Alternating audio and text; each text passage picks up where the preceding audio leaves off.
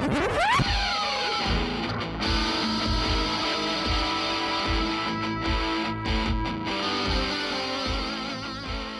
to the Tenant Podcast. I'm Todd Pearson, and joining me from a mere 402 miles away on the road of enchantment, you know him as quite possibly the most interesting man in the world, the one, the only, Wes Brown.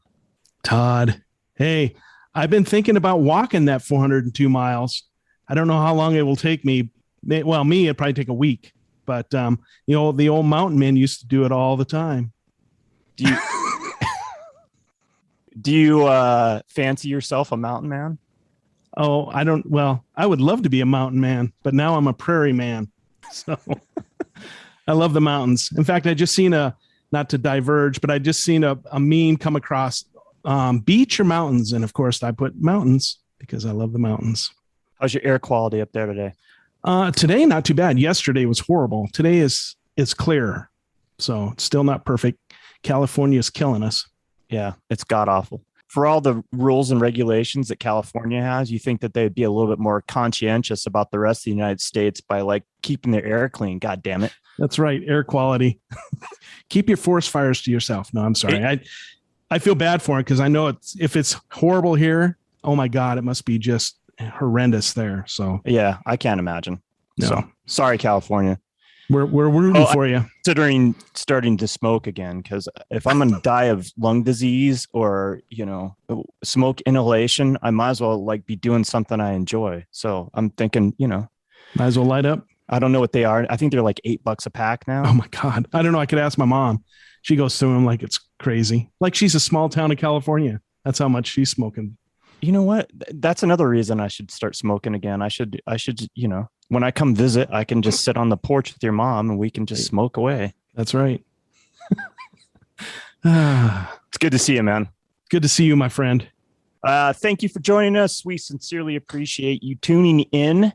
If you want to keep up with the goings on of Tenant, check out our Instagram at Tenant Podcast and follow us on our Facebook on our Tenant Podcast page, where we post links to our newest episodes, openings here in Denver, and the occasional article from the world of art. And of course, you can always tap into our archives and get info on our website at tenantpodcast.com. You know what time it is now, Wes Brown? What time is it now? It's art time. It's art time? We're going to talk about art. We are excited and delighted to talk with our next guest. She takes what some people might deem ordinary and turns it into something extraordinary. If they weren't already masterpieces before, they surely are after the touch of her hand. Welcome to the program, Valerie Savarie. Hello. Hello. Nice to see you. Hey, Valerie, it's really great to meet you. This is awesome. You as well. Yeah, I've heard a lot about you from my buddy Todd. Hopefully, doesn't matter if it's good or if it's not good. It's all true. Good or not good, it's all true. Before we get started, I want to direct our listeners to Valerie's website at valeriesavarie.com, and you can find her on Instagram, again by her name, at Valerie Savarie. And that's VALERIESAVARIE. Hey, Valerie, take a moment, and I didn't really give anything away. So what kind of art that you do? It's very, very unique. So I take old books and I kind of create a visual book report of them, you could say. I don't read them cover to cover. Well, it's not true. Some of them I do, but basically I read pages, chapters, stories in them. I come up with a visual, and I take a craft knife and I cut the cover, I cut the pages, I keep everything as bound and do my visual interpretation of the stories that are inside. So essentially you're carving these books, you're sculpting these books? Yep. Is that what you call yourself, a book sculptor? Book sculptor, yep. Okay. I have never seen anything like this before. Like I said, it's really unique. Are there a lot of people that do this kind of art? There's a lot. I don't know a lot. There's a good handful of people that do altered book art. more of them are on kind of the crafty journaling side. The altered book artist that I lust after, his name's Brian Detmer, and he combines multiple books. They're just mind-boggling. How he combines them, how he carves them. He doesn't add any kind of painting or sewing in them. He just uses the book itself, whereas I add painted characters of my own creation and sewing. There's not a lot of us out there because it's very time consuming. I don't know. It's difficult. It's not like you sit there and you paint. It's like it takes a lot of muscle and a lot of hand strength and a lot of hunching over. And so it's not everyone's cup of tea. Are the illustrations that you see inside the book, they're actually in the book, right? They're part of the book? The little black and white paintings are typically mine. Okay. And otherwise, I keep the books as bound. So as I pick up a book, and usually I'll find a synopsis online to see what the story's about, to see if it intrigues me. And if it does, then I'll start reading it. So then I can start marking pages that I think I might want to show. And if it's got illustrations, sometimes that determines whether I use the back of the book as the front or the front of the book as the front. It's a collaboration between myself, the author, and the illustrators, you could say. Although most of the authors and illustrators are deceased. But still a collaboration, right? Yeah, it definitely is. And it's part of the reason I enjoy it. So my inspiration comes from the written word, or from the illustrations. And I'm never at a loss for, what should I make? It's like, what do I find interesting today? What story do I want to tell? And I seek out the written word that matches that. Yeah. No, that's really interesting. So how did you get involved in this? This is very unique. So I did my first altered books 10 years ago. Before that, I had a show where I had, I do AutoCAD as well. So I had bartered some AutoCAD for a guy that does custom cabinetry, and he made me these MDF cubes. So, something three-dimensional. And I created art on those, and I loved the three-dimensionality of it. The fact that it could be viewed from different sides, and it would change the story. And then I asked, well, if I wanted to buy some to make art on, how much would they cost? And they were way out of my budget at the time. So I was like, damn, I really love this three-dimensional aspect. So I went to the thrift store, which I go to often, looking around, and my parameters were it had to be readily available, easy to manipulate, and inexpensive. So I was like, I should try a book. And the first books, it was just a rectangle cutout, pretty much. Pages were all that same size rectangle cutout. I had my little painted character and string. And they debuted at the first Denver County Fair. And they were pretty well received. And so I just kept going with it and just kept evolving the complexity of it, the stories.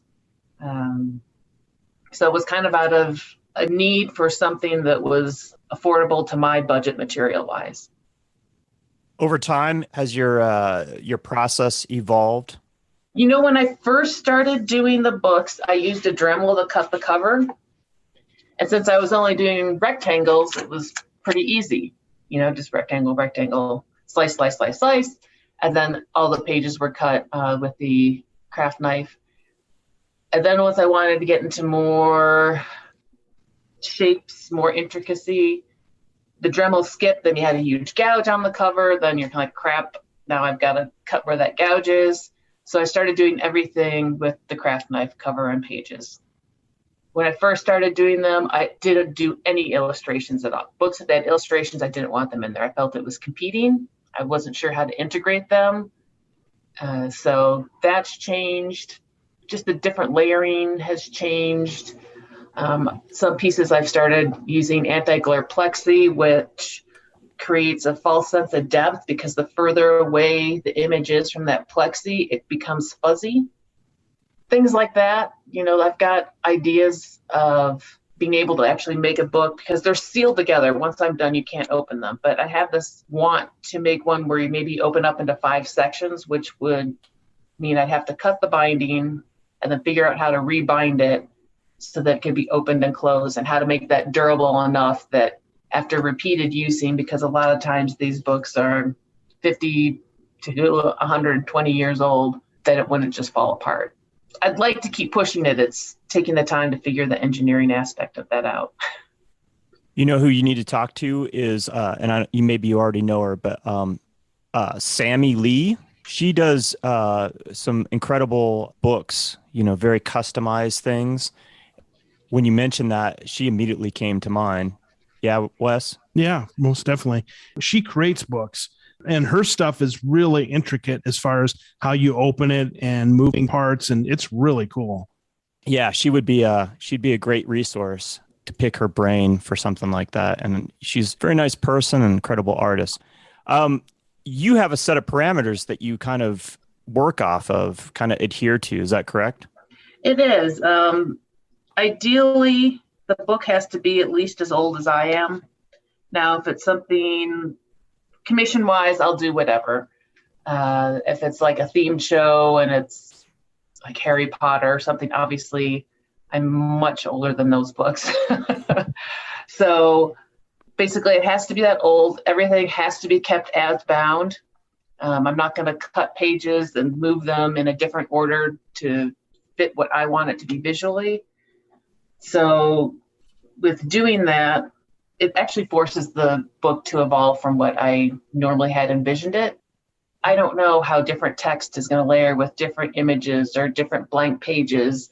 And so even though the process is very rigid and calculated, the visual that I'm creating is actually more fluid because of that. And I think you mentioned earlier, all of the characters that you draw and paint in your books, they're all black and white. Is that correct? This year I've started adding a little color. Normally, they're just black and white. People have asked me, why is that? And I don't have a specific answer to that. I think part of it is that originally I was using books that were just text, so they were black and white, so it makes sense that the character would be black and white, so it would kind of blend in with the surroundings, not totally sticking out. Also, books are nostalgic. I know there's a lot of people out there that have no idea black and white TV existed, other than maybe seeing black and white movies, but that's what I grew up with. And so I think there's just that connection to reading being fun, being adventurous, being creative. The fact that, a lot of the Christmas holiday specials I saw originally were black and white. And then to see them in color was so different and maybe not what I was expecting, because I would have to make up what color I thought it was. So, I don't know. And I read where you said that the words you feel are sometimes just as important as the visuals you create in these books. Yeah, some pieces, especially if there are no illustration in there besides my own, I'll cut to a page, I'll scan it. Is there a word that I want to be visible, or a phrase? Or sometimes it's even almost creating, a loose poem in the different layers with the different words that I leave revealed. Sometimes it's really challenging. I had a piece where I knew back further there was the word friends, and I really wanted to expose that. And then attempting to calculate where that was in the piece and how I had to cut out an opening that would fit that. It was important. So I was like, I just had to do it really slowly. I made the opening for the word much smaller initially to make sure that I was in that ballpark area. Because once I cut something, either it's totally removed or it stays where it's at. I don't glue anything back together if it's a miscut. Yeah, sometimes it's even just like a word or a phrase in a book. I'm like, that has to be part of the visual, just because it's so strong. And then I read too that one of the last things that you do is, if you have these characters involved with the book, whether it's people or animals or whatever, the last thing you do is paint the eyes. Yes. Part of it is because I really enjoy painting eyes. And it's also because I think eyes in themselves show a lot of emotion and expression. And so at that point, that's kind of the last thing I do. So then I can really dial in what I want the feeling of that piece to be, what I want those eyes to say. And sometimes I'll do it and I'm like, ooh, that's not quite right. And I'll rework the eyes until it really has that feel that I want. I have to say your illustrations are gorgeous. Thank you. I love them. Very, very, just a world of talent there. On top of the creative side of this is amazing. I'm just kind of scrolling right. through your Instagram and just like blown away all the time. So. Oh, thank you. Yeah. Yeah. It's funny because my Instagram, I'm not one of those people that feels like it has to be curated. I mean, it's kind of like my life. It's like you get what you see. You get lots of work in progress because that's what excites me. The finished piece, not that I don't care about it, but like it's done. I've lived it. I've experienced it. I want the next piece that I'm working on. And so that's typically what I'm putting out there because that's what excites me. The whole process, the exploration, the challenges, the storytelling that leads to the final piece. So you grew up in Wisconsin, correct? Yes. Yep. Was your family pretty artistic? Were you involved with the arts early on? So my parents divorced. I think I was in first grade, right outside first grade. My dad loved the arts. And so typically when we spent time with him, he would take us to museums or art shows. My mom claims to have no artistic talent, but I can remember her making us awesome paper dolls. And she would always, in the summertime, we would always take summer classes, but they'd be art. They'd be pottery, painting. We were involved in 4-H, so there was cross stitch and soft sculpture. And so they were very supportive of us making art. I mean, I've got scrapbooks and scrapbooks and scrapbooks from starting from like 9 months till about 8 or 9 years old of art that I'd made. Wow. Yeah. But my mom had them for all of us. And it's fun to occasionally go back and look at those and like, oh, look, I was, kind of collaging back then. I mean, I can remember when we were growing up, McDonald's was like a big deal. It's like maybe like 5 times a year you went to McDonald's, right? It wasn't like a daily, weekly thing. And back then, burgers came in those styrofoam containers. And so after the meal, I would take all the trash and I'd make animals out of it. And so there again, the kind of repurposing, the three-dimensional aspect. I think for me, there was just more problem solving involved in that than doing something that was 2-dimensional. And I'm one of those rare artists that also loves math. And so I think it's that kind of that problem solving, like how dimensionally can I get this to work, was always appealing to me. So, but as far as outside of that, my older sister was always the artist. And in 6th grade, we had to do it wasn't even a semester. There was home ec, cooking, sewing, and then there was shop class. You did wood and metal, and then the other one was art. So you had a sample of all of those. And that was the last time I took an art class in public schools. And then when I went to college, again, my older sister was the artist, and just as siblings typically do, I let her do her thing. I wanted to do something totally different. So I didn't really take art in college either.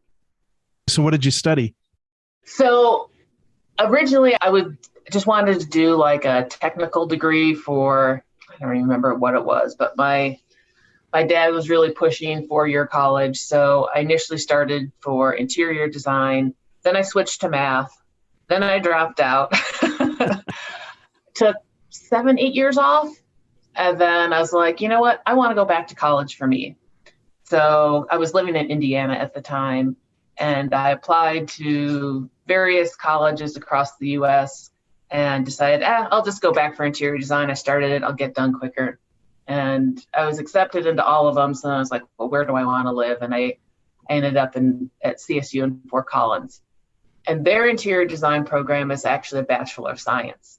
So you have to take a lot of construction management classes, know how things are built, which was great because that was much more appealing to me.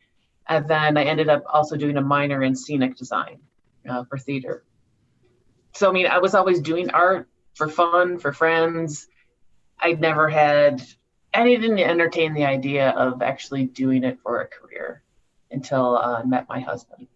And he was kind of the catalyst to kind of get He you was doing your own thing. Right. And I was doing totally different art back then. I don't know if you can see this big piece here, kind of cropped off with green and orange and black. Anyway, that's more of what I was doing. And he's like, man, you got to get this out here. You're such a great artist. I'm like, really?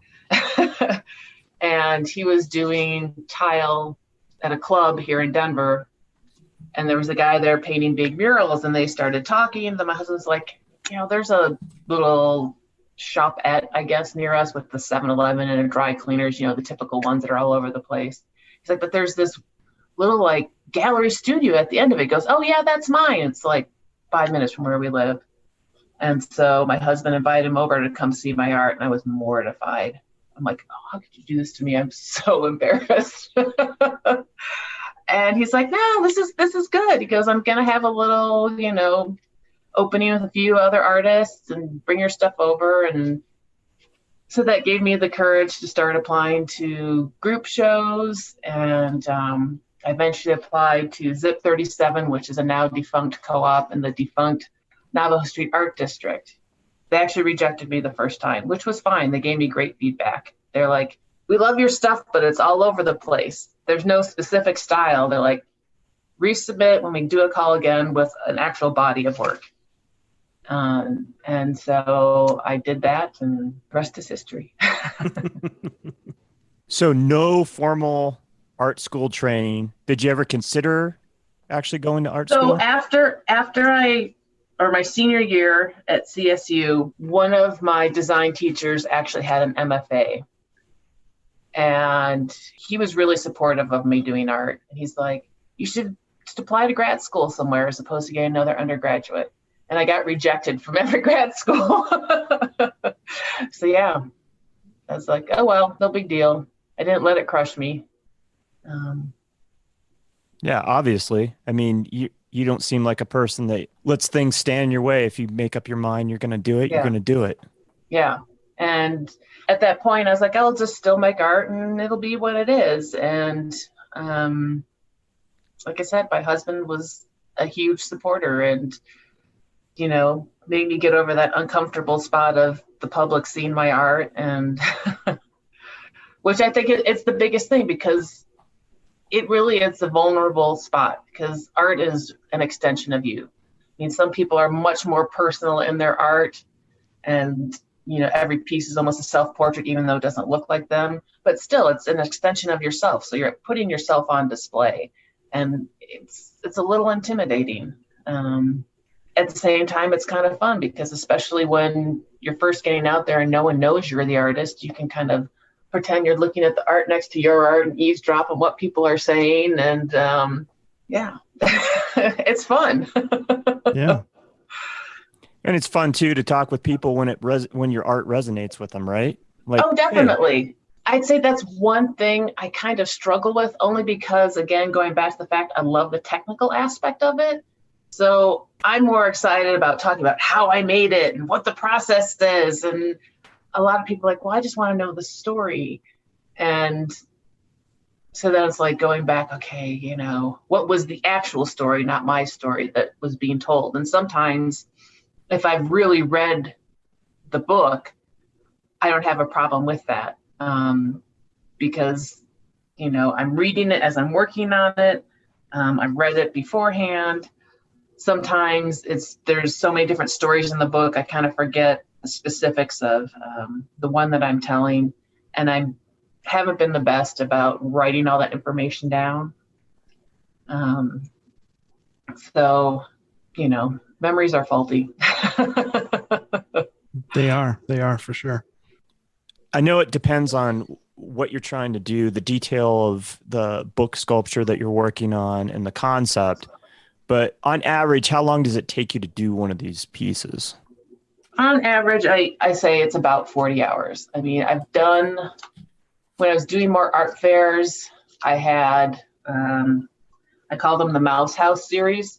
They're Reader's Digest, which are crap books in almost every aspect of it, and the quality of the production of the physical book itself, not my art. The stories are all condensed.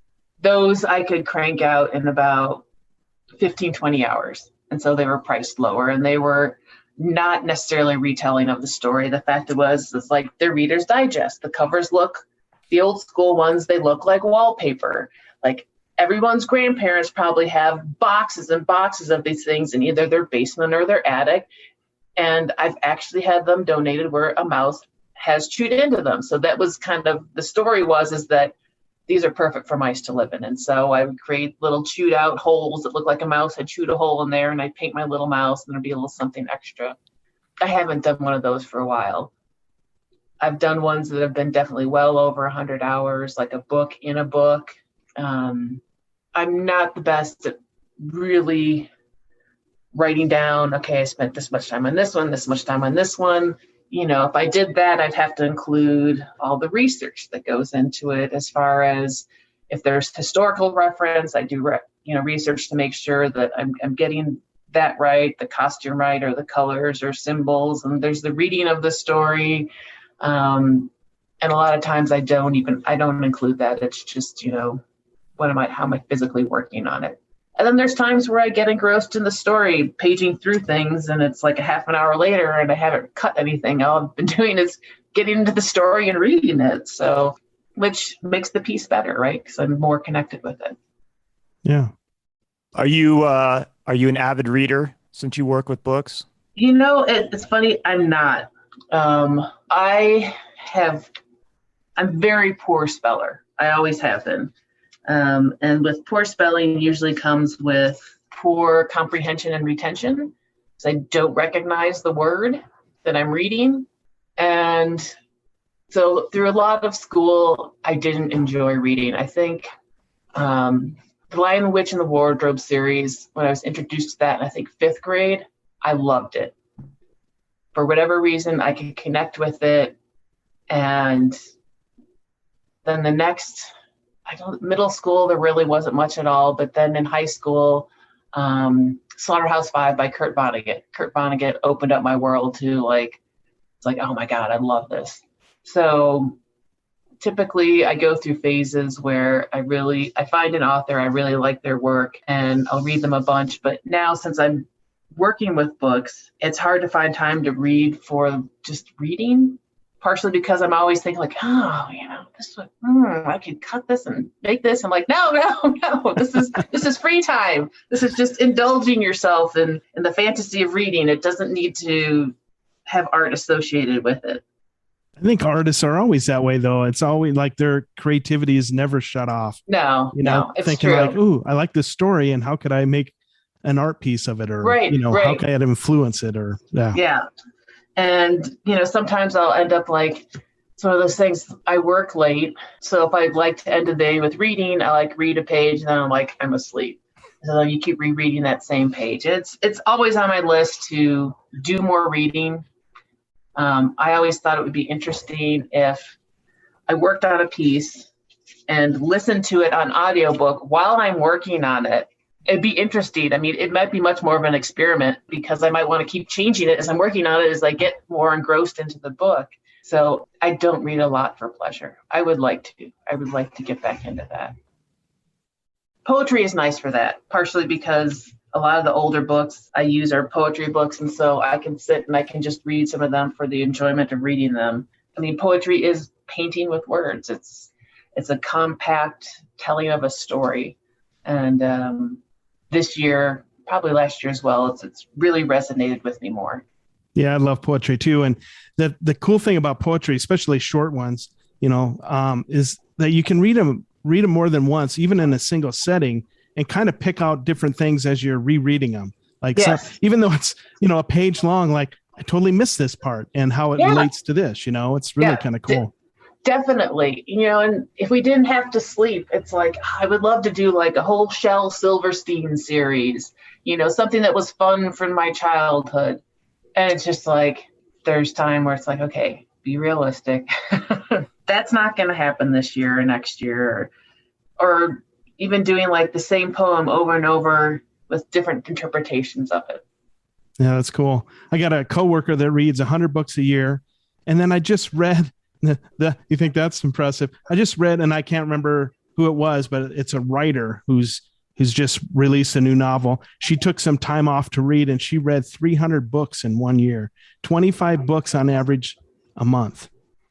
Wow. So it was just like insane. I can't read. I couldn't possibly read that fast, but yeah. Yeah. I mean, it's like I said, partially because of the spelling. It's like I'm a very slow reader. I am too. And a part of it probably is too because I'm visualizing it as I'm reading it, and I want to connect with what I'm reading, right? I don't want to just be like reading. I don't want to do it academically, like I'm in college and I just have to take a test.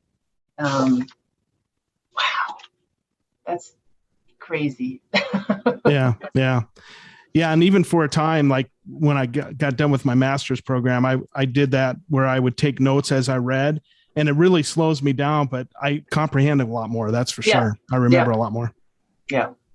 Yeah, that's what's fun with the old books too. It's like you'll find notes written in there or phrases underlined, and occasionally I'll be able to incorporate that in there because, it was somebody else's interpretation. It kind of extends that whole collaboration process. Now you're collaborating not only with the author, but with the reader. Yeah. Cool. So these pieces, are they a little bit of a treasure hunt when you do them? Oh, definitely. And I think that's what's exciting as well. I typically page through them, especially if there's illustrations, and I'll use book scraps from other books to mark those pages. Sometimes I maybe only use one of those. It's when I start cutting things and seeing how things are overlapping, maybe even images I didn't even notice before, all of a sudden are very prevalent. And that's kind of where I have to adapt the story I'm telling. It's like, I have to include that. That is just so perfect on how it lines up with where it's cut. And sometimes I'll keep it in there and I'll keep working with it. I'm like, it's just not working. I wish it could, but I've got to remove it.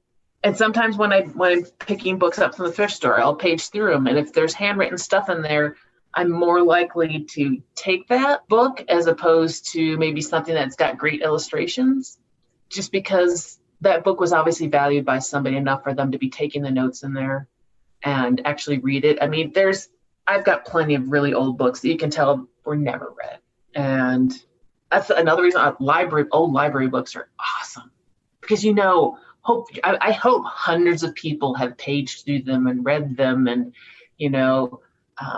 just, I don't know, to me that's exciting. There's an unknown history there, and it'd be cool if there was some way to go back and track and figure out.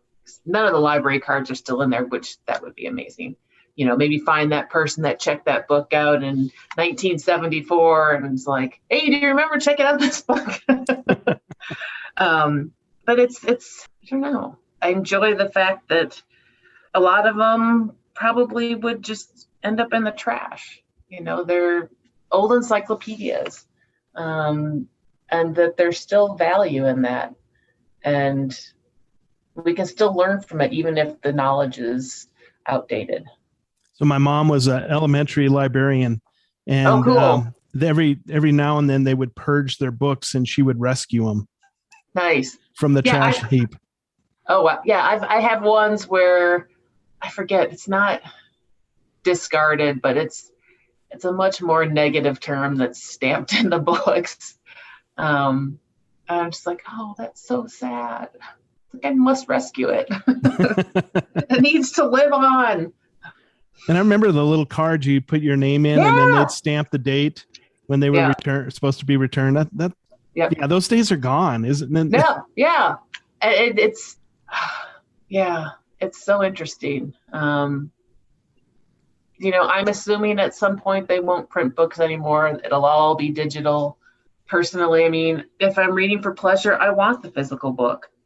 I want something that I can take anywhere and not worry about if it gets a little wet or if it gets sandy or even if it gets stepped on, right? Plus, so much of our day-to-day work is done on computer, and I want my free luxury time to be computer and screen free. Yeah. And I don't know how the younger generations feel about that, if they're still into books or if they just want everything digital. It's something I haven't gone out and asked. It's probably a mixed bag right now. Yeah. And then one day they'll be like, why even have books? Right. You know, I'm sure that'll, like you said, that'll come. Right. It's funny because, I've only received one negative comment on social media about me cutting up books, which I think is pretty amazing. And the person's like, they weren't a follower. I don't know how they found the post. And they're like, oh, that's just horrible. That just breaks my heart. How could you do that? And I was like, well, I didn't get pissed off at them. That's their opinion. They're allowed their opinion. I said, well, honestly, most of these books come from the thrift store. And I am retelling the stories that are inside. So I am honoring that author's artistic intent. I'm not just, doing whatever in the books. And they were okay with that. And then people like Vessel's like, well, what do librarians think? I'm like, oh my God, they love it. They know how many books end up in the trash or recycling. They're thrilled to see them carry on their stories in another format. So, yeah. I don't think I'll have to worry about running out of material anytime during my lifetime. I think there'll be plenty of books. I think that's really beautiful. And, until we start talking about this, I never thought about it, but library books have a much more adventurous life than your average book, right? Yeah. And it's funny because when I'm working on a piece, like I enjoy doing live demos. They're not very exciting because you can come back 2 hours later and it doesn't look that different. The fun thing about it is people are like, oh, is it okay if I touch it? I'm like, do you know how many people have touched this book? I'm like, yes, it is fine if you touch it. When I'm done, I UV coat it, that's a different story. But when I'm in the process of working on it, I'm like, I'm touching it.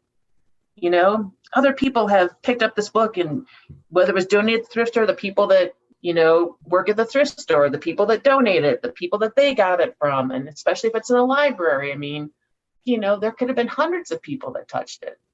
And it's an idea for a new project. I wonder if there's a way to get a book in the library and somehow, like I said, actually get information from the people that check it out and partially retell their stories in that story. That'd be really cool. That would be cool. Which kind of ties into, so I was awarded a public art piece through the city of Denver for the public library that's on Santa Fe, in the art district. And basically I was retelling the stories of people that lived in the neighborhood through encyclopedias. So it'd be kind of similar to that, but different. I've thought of like 3 different projects. One, a short film about somebody like you taking and carving up a book and the collaboration between the writer and the carver and, and just like a short little movie and like an animated feature. And then I wrote down another one. I shouldn't even say this because somebody's going to do this and then I'll be mad that I didn't do it. Like the adventure of a library book. Like you follow this library book all over the place, right? And the stories it witnesses and tells. Yes, the story of a library book. Yeah. It would be cool. Yeah. I just thought it was kind of an interesting idea. It just popped in my head. So. You could even go to the fact, the one that doesn't get returned to the library and, does it stay hidden because the person's embarrassed the fact they forgot to return it for however many years, like the Seinfeld episode, or, is it just so coveted that they just can't relinquish the book? Yeah. It just means I connect with what you're doing. I think this is so much fun. Yeah. I love it. So in sculpting these books, I would like you to talk about kind of your process, kind of deep dive a little bit into your process. Sure. And talk about, what kind of tools do you use to make this happen? Right. So, like I said, a lot of times either I have a story I want to tell, and so then I attempt to find a book that has a similar story, or like with poetry, I can just go through the book and find something that sparks my interest. So I have the book, I kind of have an idea of what I want to do, and so my sketches are super rough. I mean, you went to Cody's show and his wonderful pencil sketches that were up for his show. Mine are nothing like that. I mean, sometimes it's just a scribble with a bunch of words, right? My sketches are more words than they are drawings. And once I figure out, okay, this is what I want, then I will do more of a full-size sketch so that I know the cutout and the cover, what that's kind of the starting point. If I have that and everything else is a little bit rough because I know it's going to change, depending on the color of the cover. If it's a lighter cover, then I just, whatever my outline's going to be, I'll trace it on with, I do it on tracing paper so I can kind of see how the layers work, and I'll just copy that onto the cover. And then I take this style knife. That's what everything's done with. Maybe you can see it or not. It's just like an X-Acto, but I don't use their brand because they suck. And so then I either draw directly on the cover, or if it's something more elaborate, I'll trace it on. And then I do what's called the stab and drag method. I'll score the cutout once, maybe twice, and then I just kind of stab the X-Acto in and pull, stab and pull, stab and pull, stab and pull, so I get all the way around the opening. Then I take a tiny little metal file. I mean, you can use like a fingernail file. And then I file the opening to make sure it's nice and smooth. Then it's figuring out, what page is going to be that first layer. Sometimes if I'm really thinking about it and I'm planning it out, I will use the page. I'll leave the page on top of that first layer. So if it gets a little grungy and trash, it doesn't matter because I'm going to take that page off. A lot of times I forget that. I'm just so into like, okay, this and this. I can see how it layers. So again, if it's really elaborate, I'll typically have everything drawn on tracing paper, and then I'll transfer that next layer onto that book page. If it's nothing super complex, then I'll hand draw it. And I use a little cutting mat in between the pages. So sometimes I'll cut one page at a time, depending on if there's images in there, just because I, again, don't know how things are going to layer up. If it's all text and I really have a good idea of what I want shown, then I'll cut up to 3 pages at a time. It's a reductive process. Occasionally, I'll want pieces to pop out, and I still stick to everything as bound. So I'm making sure that I'm building it up in this precise location as if it would have been bound, but I have to glue each page down. I don't know, it probably doesn't make any sense, but it's just important for me that everything is kept as bound. So whether I'm totally excavating into a piece or whether it's keeping built up layers that have to be glued together as I'm working down to keep it in that spot, it's important. Again, there's lots of cutting. If there's really intricate cutting, I'll typically overcut that area so that I don't accidentally cut the little details off as I'm working through, and then it's going back through and refining all the cut. And then typically I always sew in the books. And I think that stems back again from what I was saying, like with 4-H, I did lots of soft sculpture and cross stitch, and I did sewing growing up. And there's just, I don't know, there's something about that textile thread element, the thread ties it all together. That usually goes last. However, that motion that I posted maybe yesterday, I sewed a bunch of flowers into the book, but they were on different layers. So I had to basically sew or cut, sew, cut, sew, cut, sew. So once the cutting and the sewing and all that's done, then I typically paint the characters. They're painted last. And once they're painted, I paint them with acrylic gouache on watercolor paper, and typically it's several layers of watercolor paper glued together.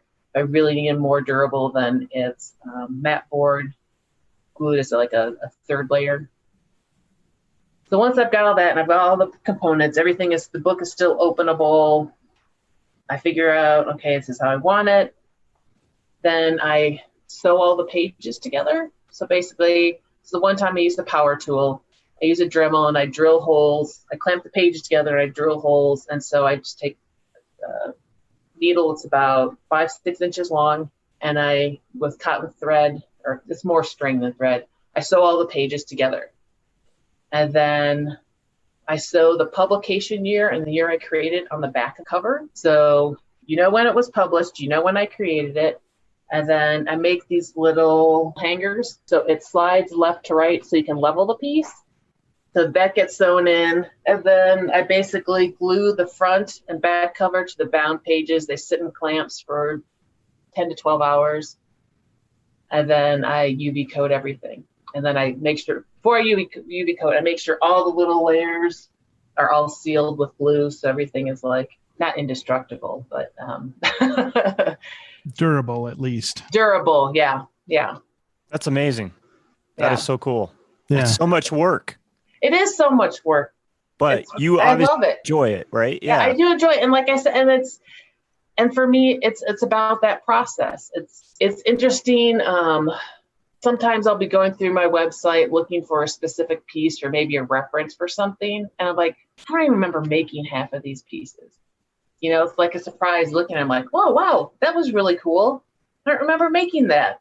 But I might remember an aspect of it that I struggled with where I learned a new technique or I learned something didn't work. So again, like for me, it's that process. And it was about just maybe like 5 years ago or so, maybe a little longer than that.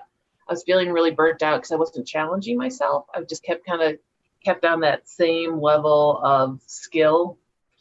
And I thought of like not doing them anymore. And I decided to go ahead and push myself and challenge myself. And then I was like, oh, yeah, this is why I like it. I like that challenge. I don't want to just stay on. I mean, no artist wants to stay in that plane, right? I mean, if you do, then you're just doing mass production at that point. There isn't really any artistic venture in it. So it's something like this year, it's like I started adding color, which to me is very challenging. You know, I'm used to black and white. And figuring out how colors work together and don't work together. When is it too much color? So even something as simple as that, it's a challenge, you know, incorporating new media. I would love to do more books like within books. I did a commission that was The Lion, the Witch, and the Wardrobe. And so I used that book inside an encyclopedia from like 1880. And so figuring out how to get that story to go all the way through both books, right? So it's cutting one from cover to cover and then cutting into that second book. Obviously the cover's removed because the first one's recessed in there. I've started adding doors into the books so that the cover, this is the cover cutout, but I made it so it's a door, you know, making books that are more interactive. It's just endless possibilities, just like books. I mean, there's endless stories. There's so many different genres. It's just exciting. You just talked about interactiveness. Is that where this kind of feels like it's going to become more and more interactive? I would really like it to be that way. And in order to do that, I really need to take time to take some books and just play around with them without them actually turning into art. Like, you know, getting more scientific dissection and figuring out, will this work? Will that work? And that I have an issue with. So like, oh, I'm destroying it for no reason. I mean, I'm learning from it, but it's like, I think there again, it's like, I just need to get some like Reader's Digest to be like, okay, no one cares about these books, right? I can do this to these and not feel guilty. Because that's how we learn, through trial and error. And if we're afraid of making errors, we're never going to really push ourselves. We're just going to keep it safe. So, you know, I just needed to be okay with the fact that I'm going to have books that aren't really going to turn into art and they're just a learning process. So, but yeah, it would be great if I could find out a way to make it so either you can, like I said, open it up different sections that create different stories, and then maybe it's displayed open so that you've got 6 or 7 different cutouts that you can see through and that kind of connect to each other. I struggle with adding modern day technology like lighting. I've done a few that have had LED lights in them. I just feel like, I don't know, I want the book to be a book still. And adding too many different elements in it kind of takes away from what it actually is. that makes any sense. Yeah. Then it's a movie, right? Then it's like it's bridging the genres, which isn't a bad thing. I mean, there are people I'm sure that do it, and it's awesome. It's just I'm just not there yet. I like the old school. Right. So when you said that the book in the book thing where you open the book and it reminded me of back when I was a kid in the 70s, people would take Reader's Digest or something like that and make like 3-dimensional art by either folding or cutting out the pages, and then you'd wrap it around to be like a 3-dimensional piece, or you could still close it. Right. It just reminds me of something like that. Yeah. Yeah. I did one piece. It was a commission for a wedding gift where I took the book. I actually cut, I think that this I used like a Dremel saw. I cut it so that when it opened up, it was like the shape of a hot air balloon. And then I cut out their names in the book, and then I sewed all of it together. It took a long ass time. But again, I'd love to revisit that.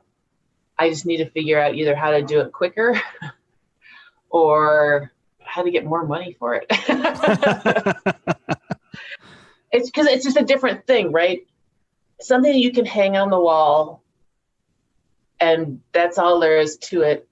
I think people are more likely to purchase that, where I found that freestanding work, unless it's massive, is a little bit harder to sell because there's so much dusting and the fact it get knocked off and broken, and there's just other factors involved in that. You know, how do you display it without it feeling like it's getting cluttered? Interesting. Yeah. Is there a certain era of books you obviously talked about for your own work? It's got to be older than 1972 or whatever. Is there a certain era when books were being made that you prefer over other eras, like a certain time period? You know, I would say the 20s and the 30s, 1920s and 1930s are some of the best quality books that I found. And the older back you go, typically books were an investment. It wasn't just something you picked up, read, and tossed, right? It's something that you would keep and you would pass down. So the paper quality is a higher quality. The book covers are really, it's a really hardcover book, right? It's not something that's kind of flimsy. I think that there is a more of an artistic quality of putting them together because it was an investment. It was kind of like almost like a family heirloom. So I enjoy working with those books. I'd say, I mean, it's interesting because if you get into ones that were produced during World War II, they're not as good quality because they were conserving. They were, you know, books weren't a priority. The war effort was the priority. And so the quality wasn't quite there, which has its own beauty as well, you know. And it's interesting finding books that have been homed in different states, right? Because if it's been somewhere where there's more moisture, then the paper reacts differently, especially then when it comes out here where it's dry. If it's a pulpier, cheaper paper, if it's a higher quality paper, it's not as much of a difference working with it. There's a encyclopedic series that is from the 30s I think it's Compton's, that I really like just because it has some color, which is typically mattes, and everything else is black and white. So you can have little pops of color in it if I want to use it. Otherwise, it's black and white images and the text. The covers are really beautiful. That's something I found when I started working with newer books for commissions or pop culture stuff, is that the quality is just not there.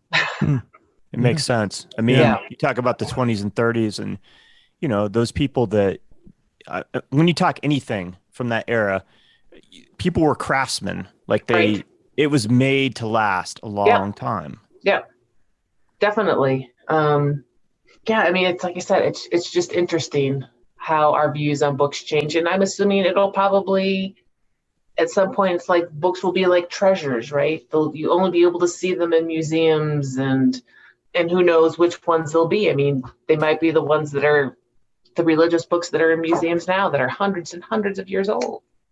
What's the oldest book that you've worked with? I mean, definitely I've worked from ones from like the 1890s, 1880s. I'm thinking I did one that was older than that. Those ones, just because of their age and the fact that most of them have been like stored in attics and basements, tend to be a little bit brittle just in the binding. Yeah, that's all incredibly intriguing. Things that people, unless you've worked with books, you have no idea. Obviously, Right. people that do book conservation, or if you're a librarian, you probably know these types of things because you've seen it firsthand. But in this modern day and age, people probably don't think too much about that. So yeah, it's really fascinating. I want to talk about a piece real quick. Actually, this is a piece that Wes pulled up and really likes. And so if you can talk about this piece, that'd be wonderful. So this one is really interesting.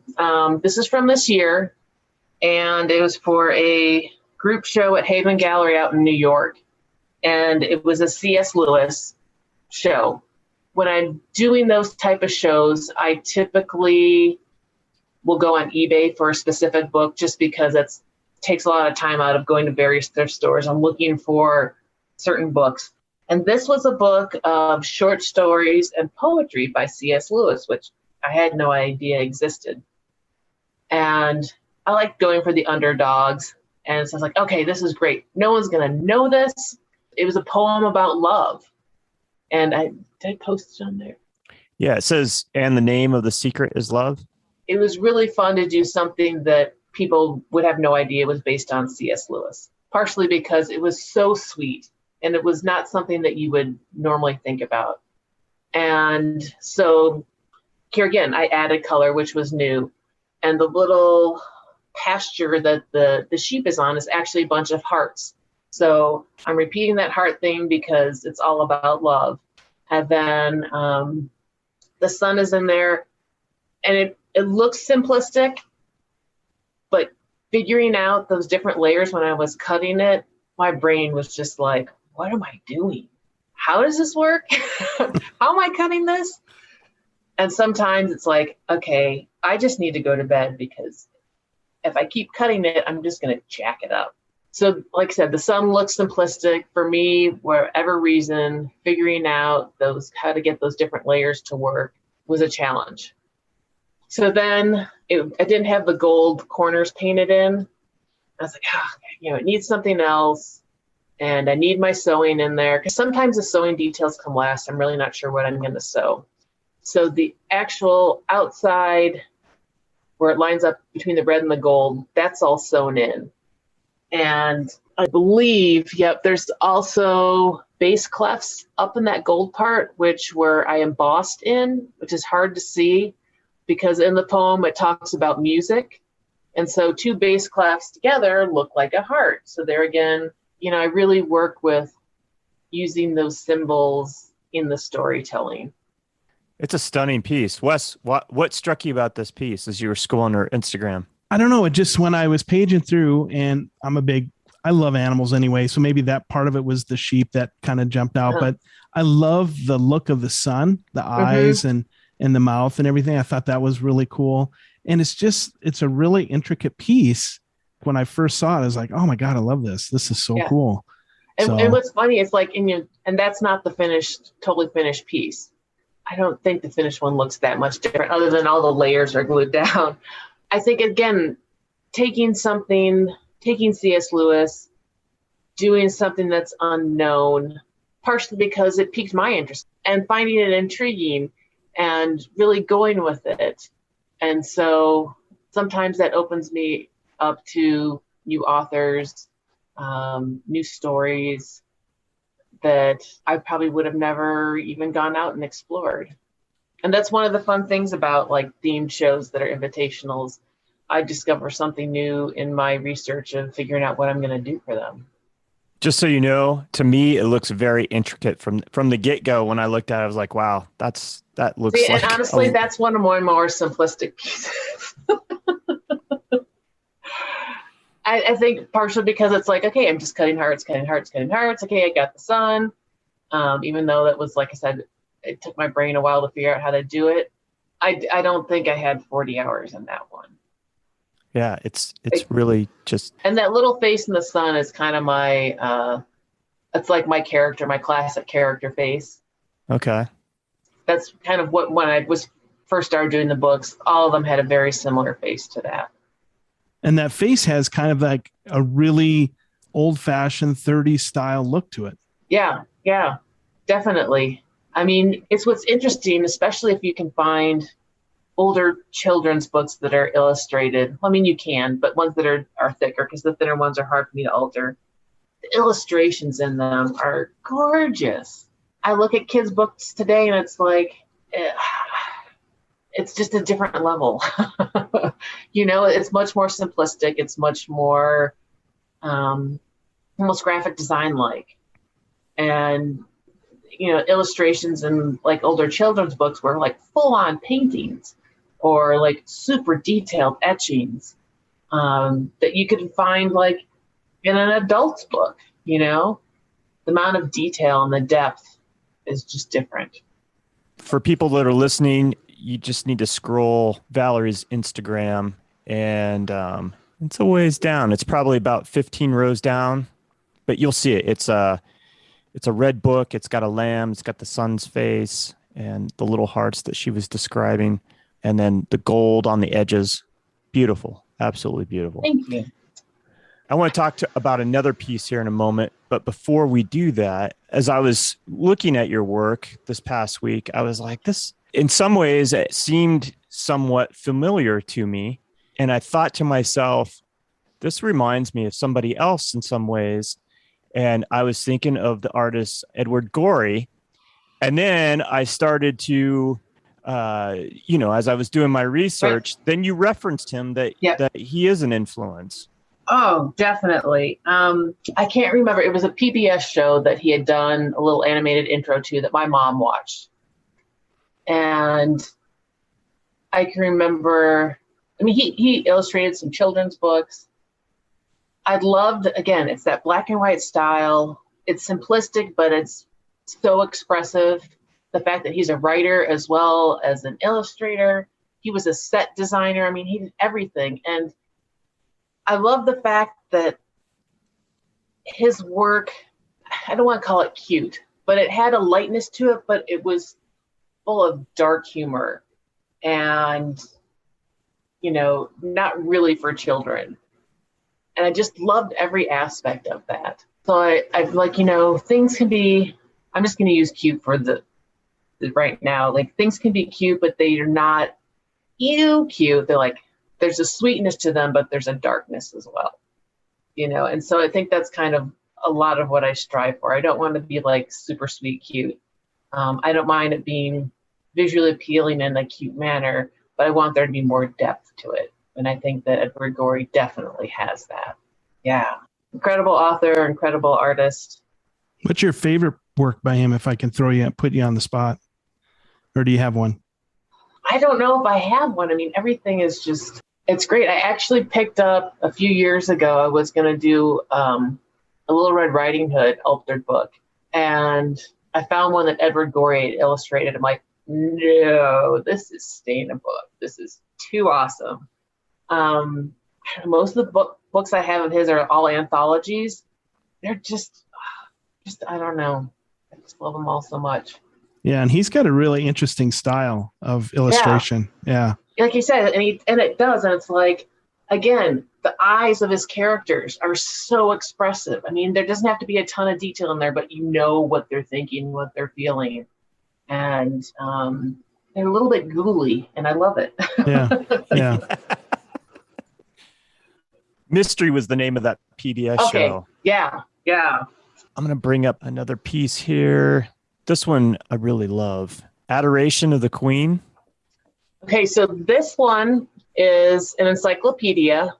This was from a show I did last year at Valkarie, and I invited several artists to create a small character or like this. So the bee in this one, the bee up top and then the wings, that was from artist Lisa Laree. She does these bees with these eyeballs. I said, I just want you to make me a little bee and I'll figure out how to work it in my piece.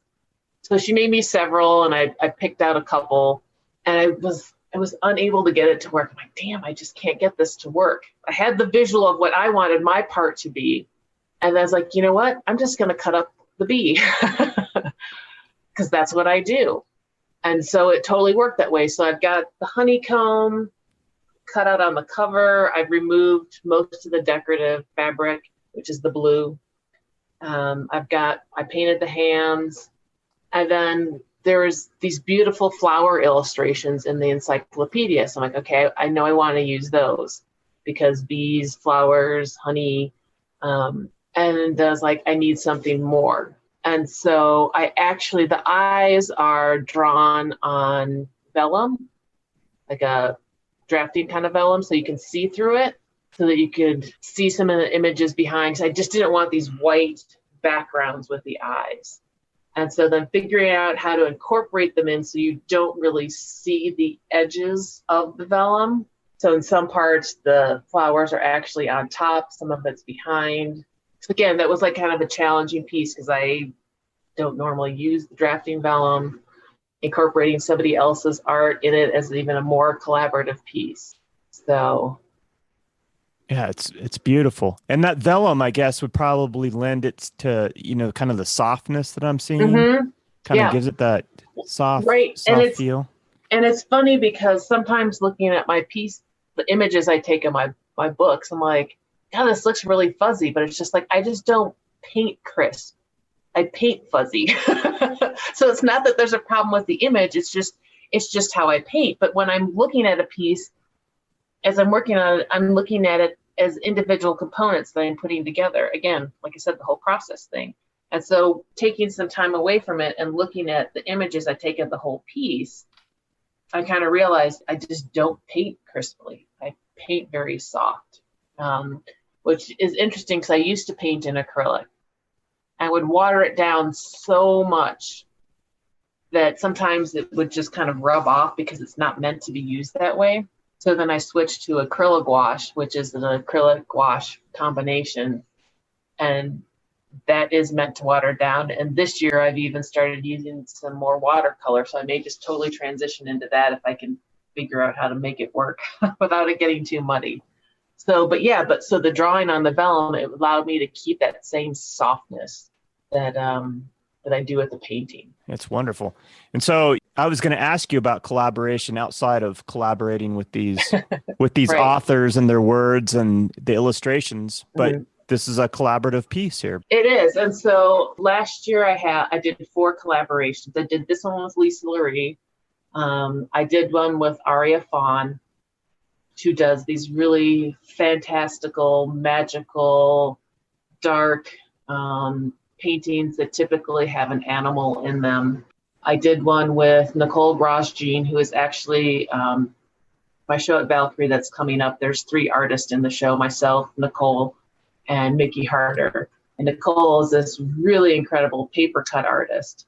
So she painted a little character for me that was multi-layered. And then I did one with Cody Kuhl. I always call it Cool. I forget how to pronounce his real last name. You know who I'm talking about. I know who I'm talking about. And so, because I thought, like, wow, I really haven't done a Western piece. That would be cool. And so he gave me one of his sketches to work with. So it was interesting on which ones ended up being more challenging than I thought they would be.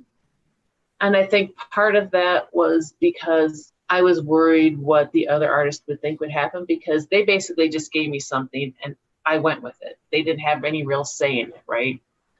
I definitely would like to do it again. I haven't done it since then. Yeah, that piece. That's a cool piece. Yeah. So with that one, a lot of it was I had taken a sketch and then I kind of painted over it to accentuate certain areas. And so there's bullets in there. They're not live. It's like I wanted the bullets like somebody is shooting at him. And so I wanted the bullets to be coming out. And so figuring out, initially I was like, gosh, I wonder if I could actually shoot bullets at the book to get that explosion to the cover. I'm like, that's just dangerous, and for many reasons. So I think I ended up I drilled a little hole and then I just stabbed a pencil through. So it kind of still got that like exploding through, because if I drilled a hole, then it would just be the hole with a little bit of something. But, bullets, they pierce through and they explode out. So I had the bullets that were obviously, they weren't coming near him because this guy is moving so quickly that no one's going to get him. And it was one of the Time Life history old Western books. So it had that wonderful fake leather tooling on there. And and this piece is called Lux Fate. It's really cool. I like it a lot. That's really neat.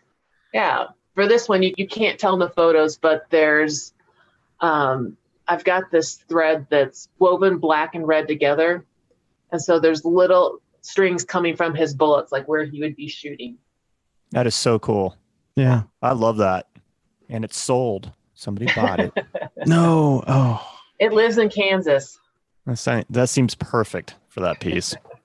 Yeah. So if you go to Valerie's website and you go down to the original art section, you can find those pieces, Lux Fate and Adoration of the Queen, both of which have been sold.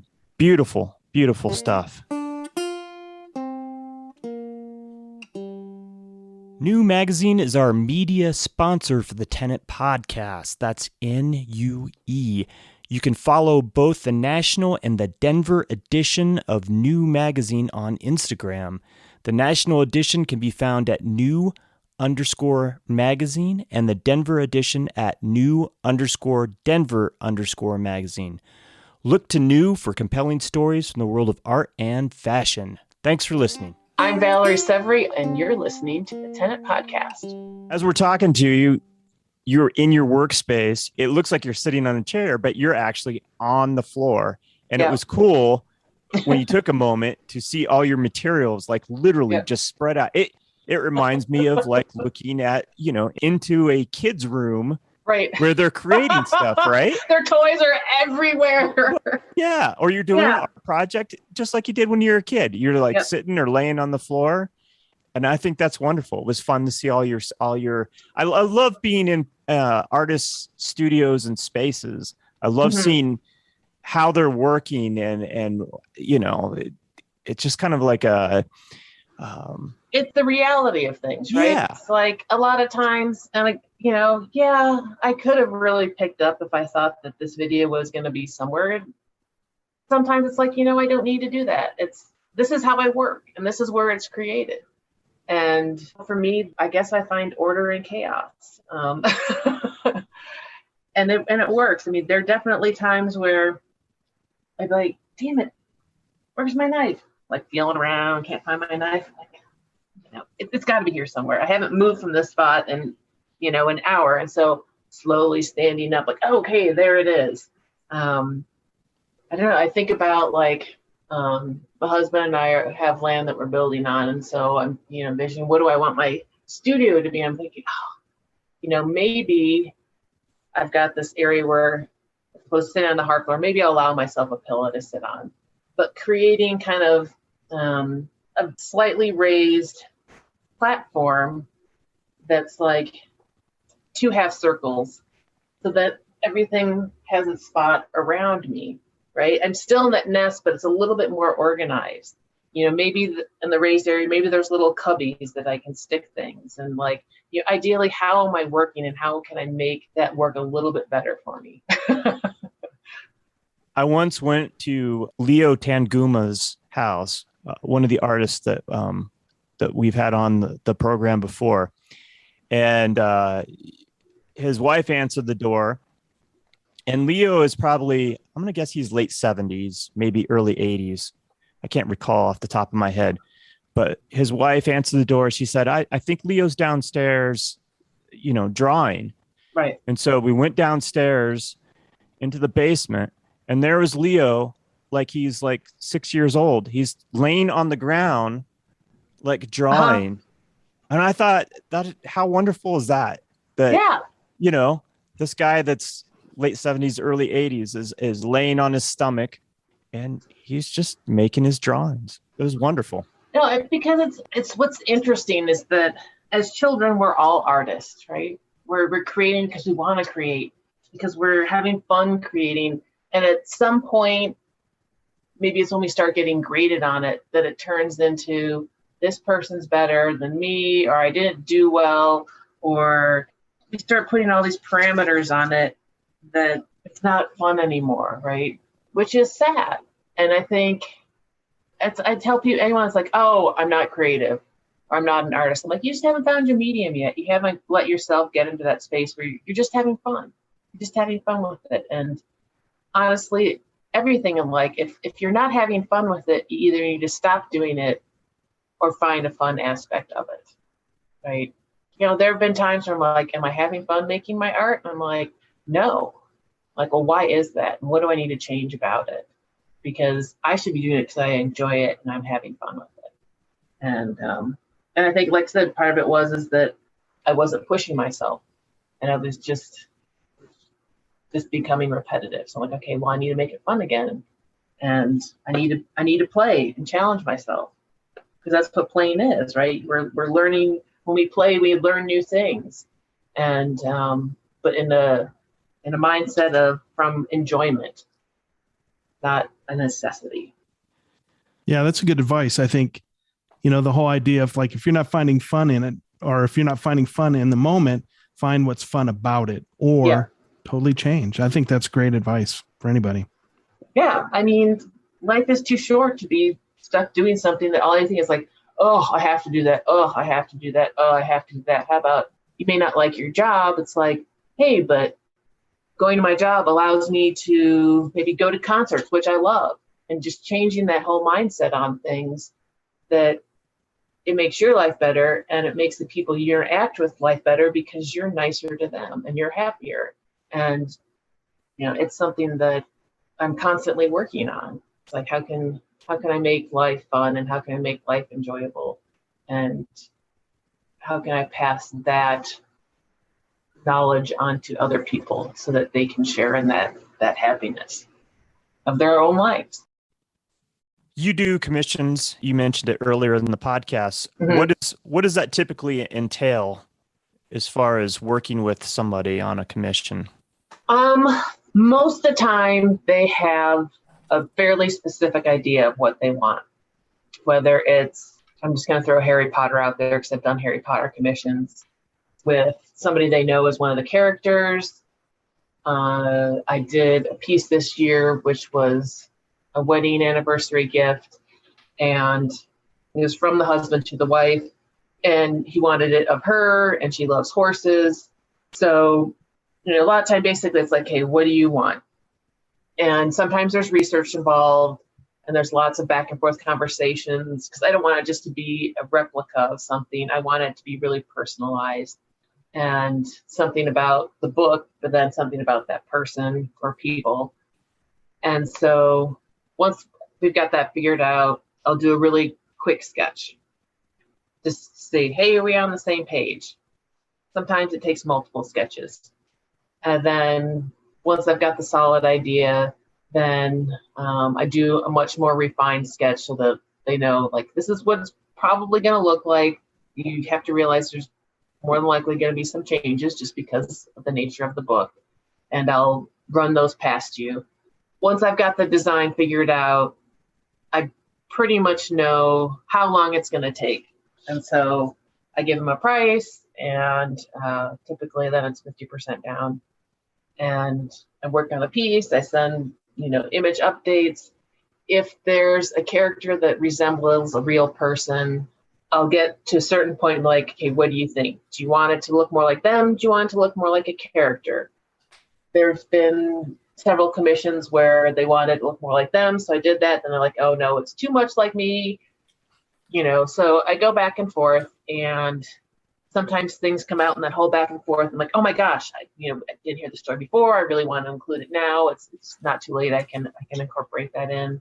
So it's really, getting to know certain things about people. I've done ones in remembrance of somebody that's passed away, pets, and I see commissions. They are a collaboration, because it's what my vision is and what their vision is, and finding a way to make those two connect, especially if there's somebody that doesn't have, I don't want to say artistic skills, but that has a hard time telling me what they want to see visually. I have one where I think I've done about 5 sketches over the past almost 2 years, and we haven't settled on anything yet. So, and she's in no hurry. So, because I want them to be happy. I want it to be, something that they're not like, I spent how much on this and I hate it. And I want it to be special. And again, it's a nice way to get to know somebody else, to have real human connection, to be able to retell the story. And if you think way back when, all stories were verbal, we didn't have a form of writing, and even still, there's a lot of traditions where stories are passed down verbally. And so, me using a book, it's maybe not that story that's in the book that I'm telling, but there's a connection to that, so that some of those words connect in with the visuals, and then they've got their own interpretation of that story that I've created, because they've got much more personal insight into it. You ever had to do anything weird? What's the weirdest commission that you've ever been asked to do? Anything odd? So I did do a piece for a quantum physicist on a textbook that one of his professors wrote that he actually had used, I think it was in his undergraduate. And he's attempting to describe quantum physics to me, and I'm just kind of like, this is way over my head. I'm like, this sounds really interesting, but like I would need years and years and years of research to kind of get this. And in quantum physics, I mean, it's constantly evolving, and right now, because it's so new, right?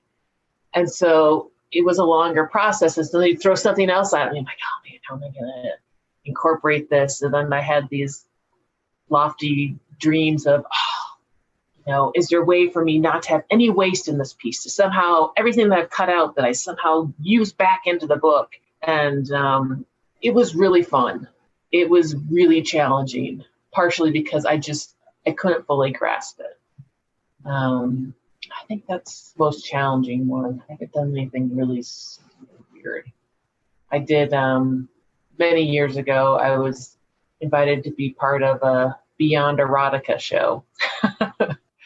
So I happened to have a book, it was like, I don't think it was a sex ed book, but it was more medical based sexual stuff and terminology and diagrams. And so that was fun to try to work it into my style, but still being erotic, because my art is obviously not very erotic.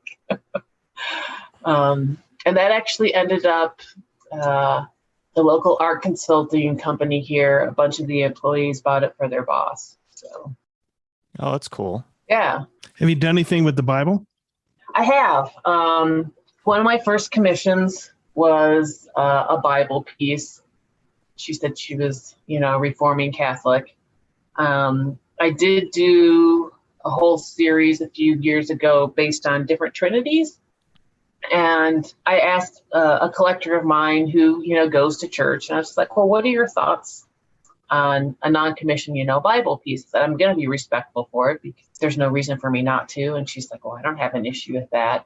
And so I did the Catholic Trinity, I did Hindu and Egyptian. But so it was really interesting, because I don't have much of a religious background.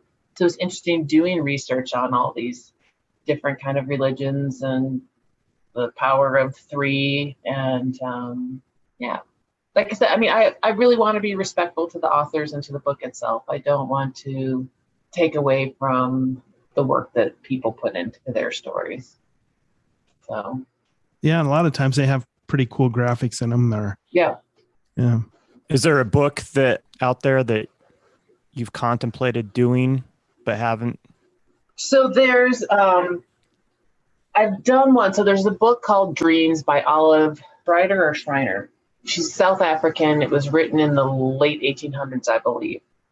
And that book I've read, and it's interpretations, like philosophical kind of interpretations of several, I'm trying to think how many dreams there were in there, but it's so well done.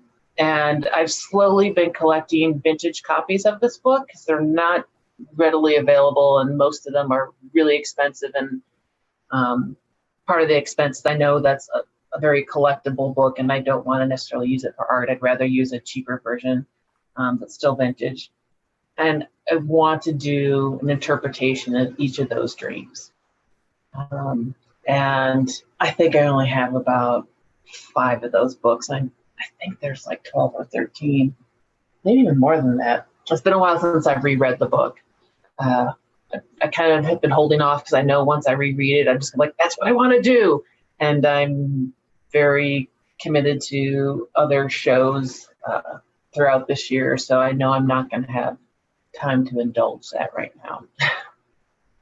How do you go about pricing these works of art? I mean, there's a lot of time right. into them. It's typically time-based. Okay. Like I said, I'm not like keeping track of every minute. I know approximately about how long things take. That's normally the cost. And you may look at a piece and not think there's a lot of work into it, or you may think there is, and it can be deceiving. Sometimes the ones with sewing, actually, a lot of sewing take a lot longer, especially if it's in the cover, because I'm having to hand drill each hole and then go through and sew. Sometimes if the paper is really brittle, it takes longer to cut because I'm constantly either having to resharpen my blade or use a new blade, and I can only do 1 page at a time. So there's various factors in there. And, you know, with commission work, if I really feel a connection to the person, I'll be like, well, what's your budget? I want you to have this piece. And I'm, you know, willing to work under my normal rate. if I feel it's really important, you know. I think pricing, it's really the hardest thing with art. If you love it, I want you to have it. You know, it's like, I'll be willing to negotiate. You know, I have to feed myself and pay my bills as well. But there's just, I mean, art is so personal. And, you know, my art is not obviously one somebody's buying because it goes well over the sofa. You would never see it. You know, my work is much more intimate. It's something that you're going to be up close with and have a real connection to. So, you know, for me, it's important that if that person really, really has that connection and they really can't afford it, that somehow I can make it happen. What's your price range that you price your books at roughly?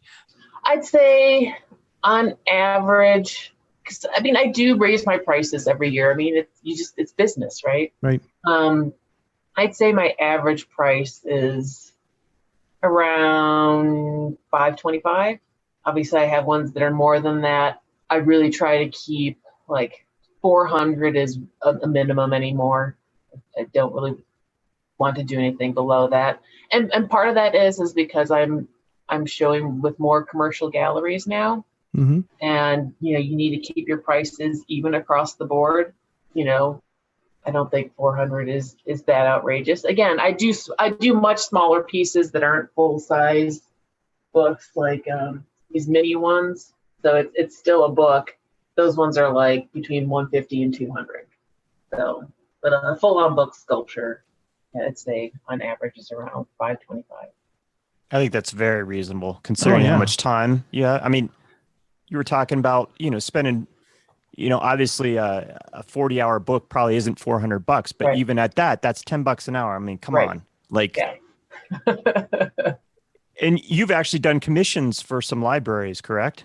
Yep. This year, I did commission through the Denver Public Library through the city of Denver, and it was a much longer process. It was funny because I had several people in 2019, in the fall of 2019, they had a call for several libraries in Denver for public art. They were, I think they were all Carnegie libraries that were going through some restoration renovation. And one of them, I told my friend, said, yep, I'll do it. I'll submit. The night that it was due, I was driving back from a festival in Santa Fe, New Mexico. And I was like, God, I didn't submit. I'm like, I told her I would. I got to keep my word. I just kind of half-assed threw something together. It's like, at least I did it. I said I would. I did it. For I think it was 2 libraries at that time, and it ended up being a finalist for both of them.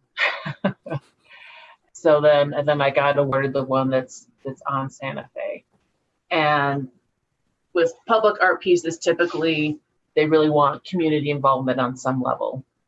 And so what I was going to do is, have people from the community come kind of tell me their story, fill out a little questionnaire during probably like First Fridays or just coming when the library was open. But then COVID hit, and so there wasn't anything in person, and then the library had to be closed for the renovations. So I was attempting to reach out online to get people in the neighborhood to fill out a quick questionnaire. It wasn't anything super, super personal. And really difficult finding enough people. It's like I needed 12. Luckily, I knew a few people that lived in the area, and so they filled it out, and they knew people. And so I had 11. And so for the 12th one, they're just like, just find a prominent member of the community that's well known that you can just gather information from the internet. So what I did is I had a side profile. They submitted a side profile. And so I cut up their side profile and I took an encyclopedia and I kind of found aspects of their story that I was able to kind of visually retell in these profiles. And so it creates this big functional clock that's over the mantle. And then I was able to create a 13th piece that was my portrait that's actually at a visible level because the mantle is pretty high up there. So the piece is really far up, but the one of myself is at a level where you can see it. And then I also had books printed for each of the participants in the library that has a full-size image of each piece. And then I took the profile cutout and digitally overlaid it on the person's favorite color. And then I had them submit either a poem that they wrote or they loved or lyrics or some kind of form of writing that they really felt connected with. And so that was published in that book as well for them. But the library has copies so that people can look at it while they're there. If you go under commissions and scroll down, you will see what Valerie's describing. Go down to where it says Denver Public Library 2021. So that's the one that's on Santa Fe then. Right. Okay. And then the other library is, I believe it's part of Arapahoe. Castlewood is the name of the branch. And that one actually was through an art consultant, local art consultant, 9 Dot Arts, who I've done some work with before. And they had a really tiny budget, partially because it's a library, partially because it's 9 Dot Arts and I've worked with them before. I was like, look, if you give me, because they were looking for 4 pieces of it. If you give me all 4 of them, I'll do it for that price. And so with that, the library had a list of books that they would be interested in me doing. And they just said, if you can just make sure that the authors are, not all white guys, that would be great. So I went through and I'm like, okay, I want to do a Lord of the Rings book. So I chose one of those. I did Charlotte's Web, which has also been on my list. Joy Luck Club, which I haven't even seen the movie, but I was like, oh, this sounds really interesting. And then Hidden Figures. And with Hidden Figures, again, that was turned into a movie as well, but I watched a documentary on one of the women that was in that, and it was super interesting, really exciting. And so I ended up doing those 4 books. And they actually are in shadow boxes frames. So those ones are actually inside a frame where they're displayed, which was a fun way to see them. I mean, I know that in private collections, I've seen people put the books in shadow boxes, not that they have to be displayed that way, but it was weird not being able to go there and being on the discussion panels with what they wanted. It was kind of like, okay, here's your choices, do some sketches, and then we'll approve them. As far as I know, they like them. I went to the Santa Fe one when a couple of First Fridays ago. They had kind of a little meet and greet, and the staff said everybody loves it. They're really intrigued by it. They feel it's a great fit, and that's what's important. Is that the people that are actually experiencing the space and utilizing the space, if they like the art and they connect with it, that's more important than the city It's probably not using that space what they think of it. I bet you Charlotte Web was fun to do. It really was. And that one, I sewed a web in the bottom, and I was like, okay, I've somehow got to use the thread then to sew in Humble in there. And again, I was like, it looked great in the drawing. I'm like, how am I going to do that? So there was some trial and error with that one. Yeah, I mean, I have fond memories of the book, fond memories of the animated movie, which I didn't realize Hanna-Barbera did it. Oh, I didn't realize that either. Yeah, I did. It was like, what, really? It was funny because I was working on a lot of those during creative night at Valkarie Gallery on Thursdays. And I started singing the fairs, the smorgasbord, which Templeton sings. People looking at me because there's a lot of younger people there like, we have no idea what you're talking about. I'm like, oh my gosh, you've never seen this. So I went and looked it up. I'm like, oh my gosh, Hanna-Barbera did it. It was so much nicer than most of the Hanna-Barbera animations I was used to. Right. Well, that's cool. I love that movie growing up as a kid. Yeah. It was spectacular. And so, the Templeton, the rat, Yep. was I think a favorite character just because he's so kind of nefarious. So my little story about this is that when I was in second grade, I lived in Mount Vernon, Ohio, which is where my parents are from. And my second grade teacher, Ms. Mitchell, was best friends with Paul Lynde, who played Templeton the Rat growing up. Oh, really? Wow. And so every year, everybody got a black and white glossy signed Paul Lynde photograph. Nice. And I still have that photograph. That's awesome. I'll have to find it. I'll bring it in next time I see it. Yeah, that I would love that. But there again, it's like, Templeton wasn't a bad guy. He ended up helping out. He just, I think he was probably a favorite character just because he's kind of more realistic, right? He's like not all super sweet. He wasn't whiny. Yeah. And so for that Charlotte's Web piece, the cutout is a pig, and then Templeton ties into the pig tail. So Templeton's tail and Wilbur's tail are the same tail because I had to include him because, favorite character. That's awesome. In addition to, because you have Valkarie and you have pieces there always as part of the group area where everybody's kind of represented. How many other galleries are you in or are you represented by? So I show with Haven in New York, Cactus Gallery out in LA, Whitebird out in Cannon Beach, Oregon. I'm starting to do some group shows with Stranger Factory that used to be in Albuquerque, and I can't remember where they've moved to now. They're just outside of there. They have their own hacienda there that they've turned into an art gallery, and they've got like big plans to have like live art events there and people that come stay. I'm going to be showing with Rapscallion and Bozeman at the end of the year and possibly throughout next year. Don't think that I'm forgetting any others. So those are all kind of constant ones that I'm showing with, whether it's through group shows or actual representation. And then Valkarie Gallery, which is the art collective that I run in Lakewood, Colorado. And is most of your work sold through the galleries, or do you sell them a lot online? Most of it's actually sold through the galleries. I used to do quite a few festivals. I mean, not like some people that like every week. And although it's nice to actually get out and talk to people about your art, there's so much work behind it. I mean, setting up booths in all kinds of weather. In fact, there's the travel, there's expenses with travel. And I was like, gosh, all that time I could be making art as opposed to driving here and there. And so I kind of, wanted to focus more on mainly doing galleries and then doing a few festivals here and there. And typically, do you reach out to them or have they found you like on Instagram? So Stranger Factory, I reached out to them.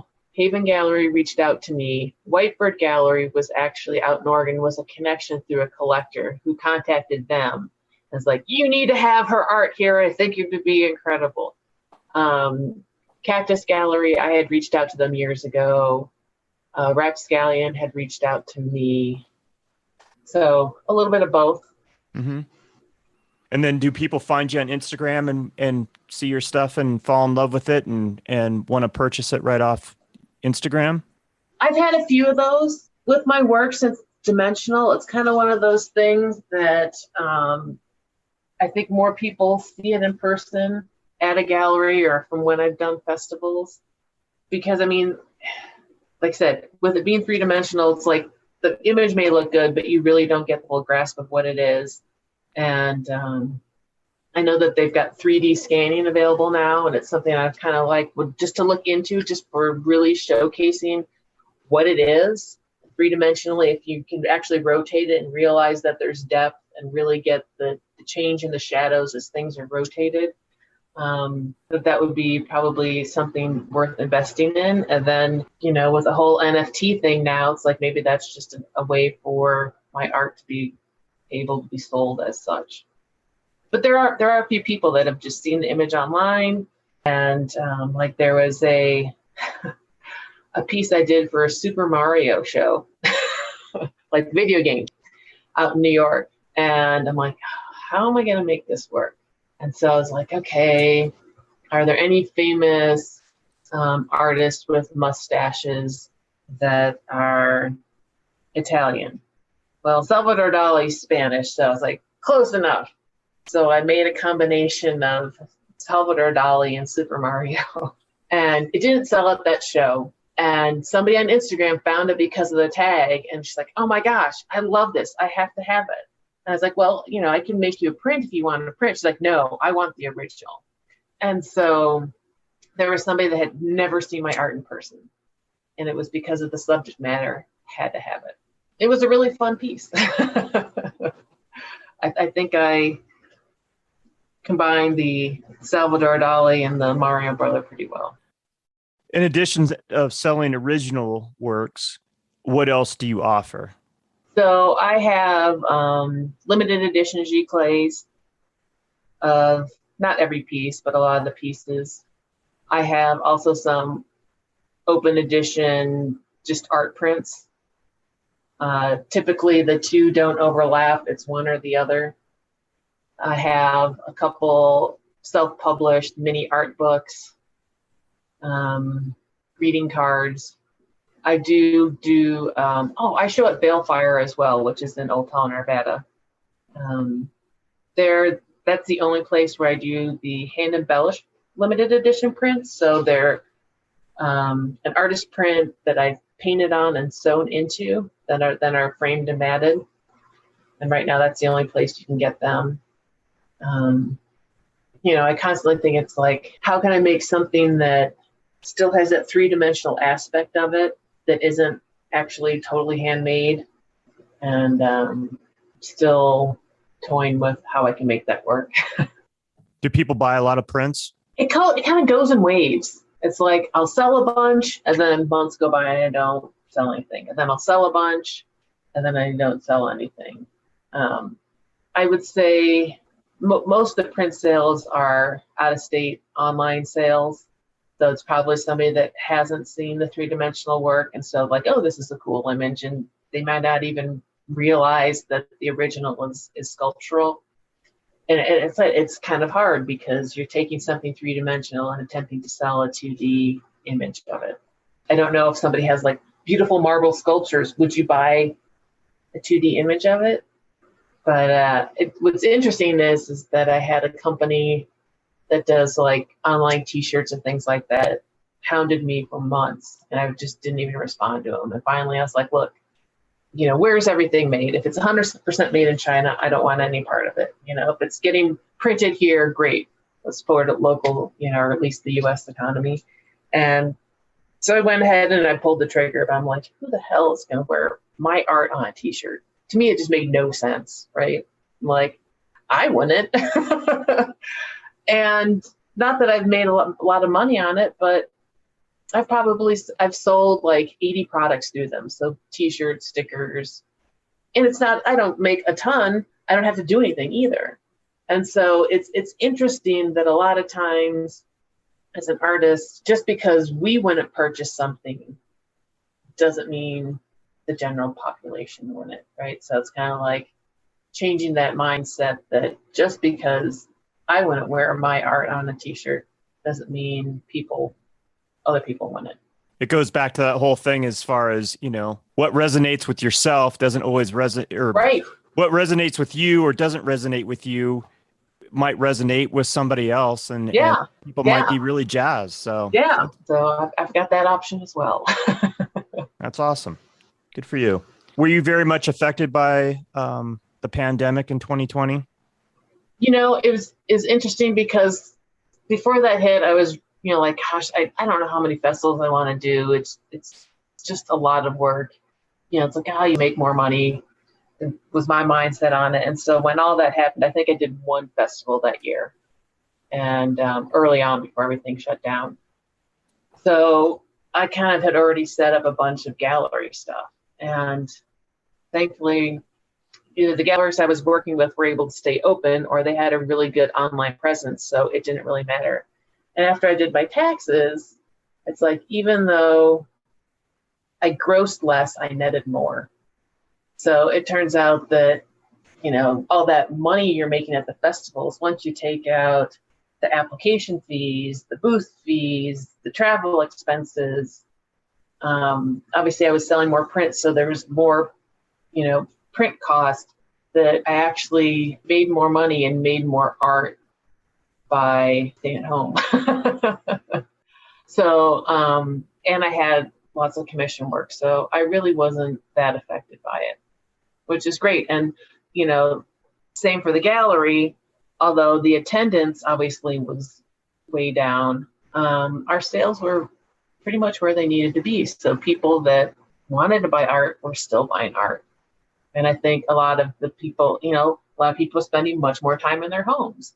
And they're like, oh, we have the same, framed posters up that we had when we first got married that we took from our college days. It's like, we're ready to upgrade to something that we both have a connection with.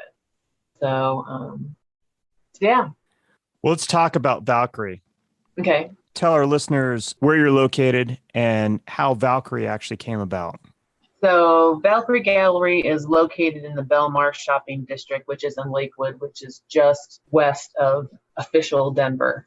It's just minutes from Denver, really. So 8 years ago, I was on a panel for a viability study of building workspace art residences in Lakewood, 340 West, who I had done some shows with and had volunteered with. And while I was there were some people from the Block 7 Arts on Belmar district that were on that same feasibility study. And they're like, oh, well, we have some studio spaces available. And at the time, I was creating art in the laundry room basement. And I had a friend, I was over at Zip 37 Gallery, which has a director over there. And I had an artist friend over there that she had an actual house, but it was like 500 square feet. It was tiny. And she was painting huge at the time. And we had been talking about maybe finding a studio together that we could, I could get out of the laundry room basement and she could actually get out of her house. So I went and checked out the block, and they had one studio and this large gallery available. And at that time, you had to submit this whole application. You had to go through multiple interviews. You had to make sure that you were actually beneficial to the community, adding some kind of, support to the people that lived in Belmar in that area. And so we applied for it, studio, and they gave it to somebody else. And they're like, we do have the gallery space, which was a lot more money and obviously a lot more of a commitment. And both she and I had full-time jobs at that time. I think they had no intention of ever giving us a studio, since I had experience running a co-op, that's what they really wanted to go in there. So Carrie and I talked and we're like, what do you think? It's 1 year.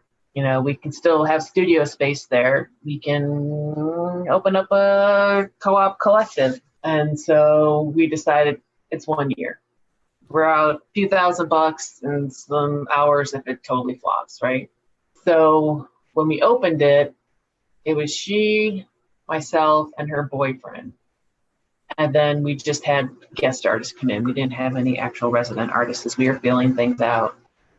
Then we got a few member artists in there. Her boyfriend left, I think, 2 or 3 months in. So it was just she and I attempting to run this and having our day jobs and having our life. And then after a year, Carrie was struggling with various things. I was like, you know what? It's all good. Just become a regular artist. I will just take care of all that. She's like, I can't do that to you. I can't do that to you. We started this together. I said, I want you to be happy. And I want you to be able to create the art you want to create. And if running the gallery is just too much of a stress on top of the rest of your life, I got it. It's all good. So then I took over everything after about a year and started adding more members and then getting them to help out as far as covering the gallery, sitting it so that I didn't have to be there every day it was open. And so we'll have been open 8 years, November 1st this year.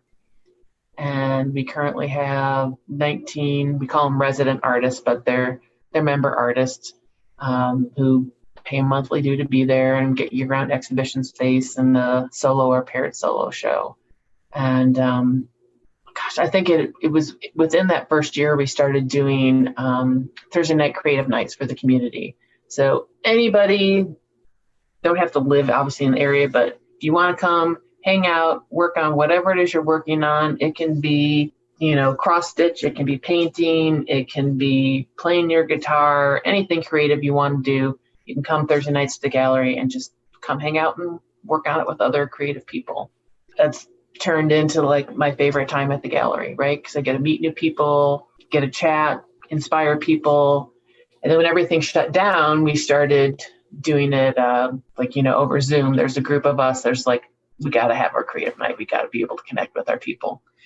And so we did that till we could open up again. And I don't know, I just love it. It's community, right? It's artists supporting artists. And that was kind of the whole reason behind starting Valkarie, is that in a traditional co-op setting, at least ones that I came from, the quality of art would be up and down, right? Because you got to pay your rent.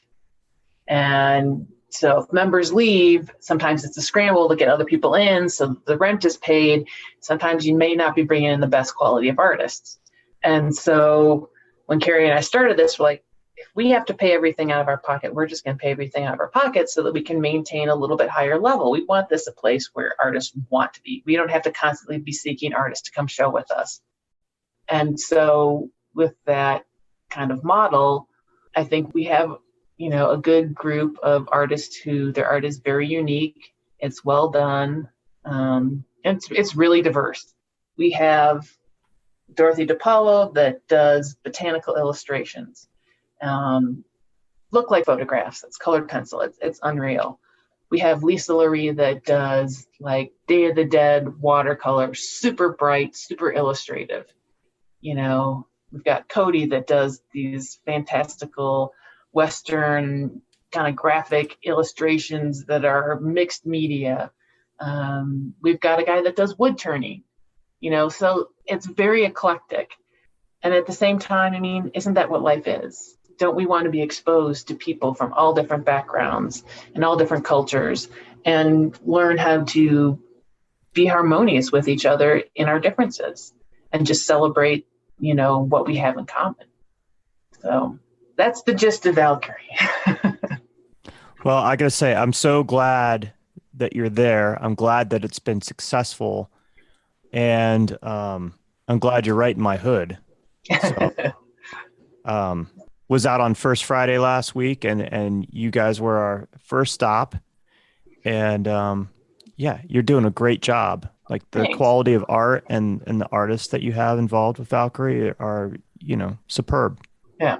Are you currently accepting more applications, or are you kind of maxed at this point as far as your collective? We're kind of maxed at this point.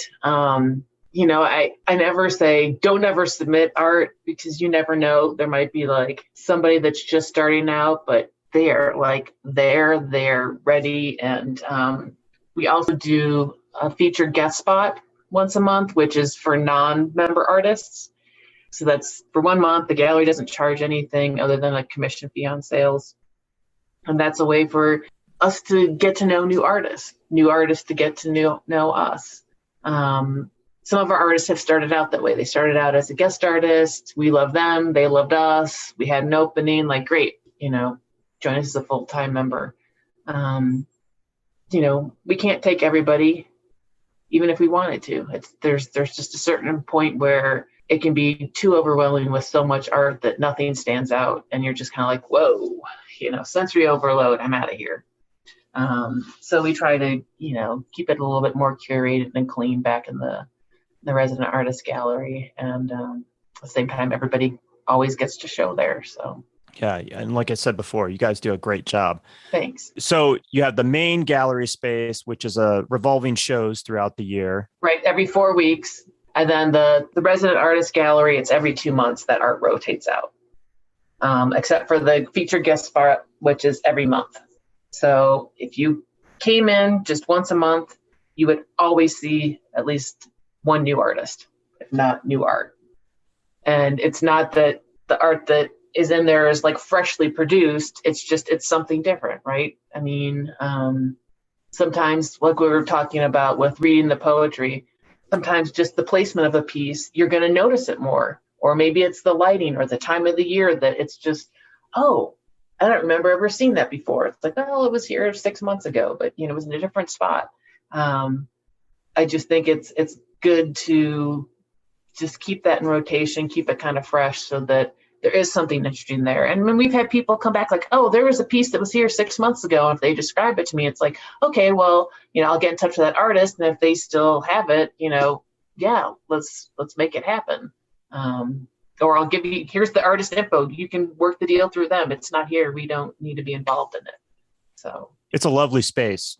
Yeah. I mean, we're lucky because that whole block, when Belmar, for people that know, Belmar is an outdoor shopping mall for the most part. I mean, there's residences above, there's restaurants, there's at the full gamut.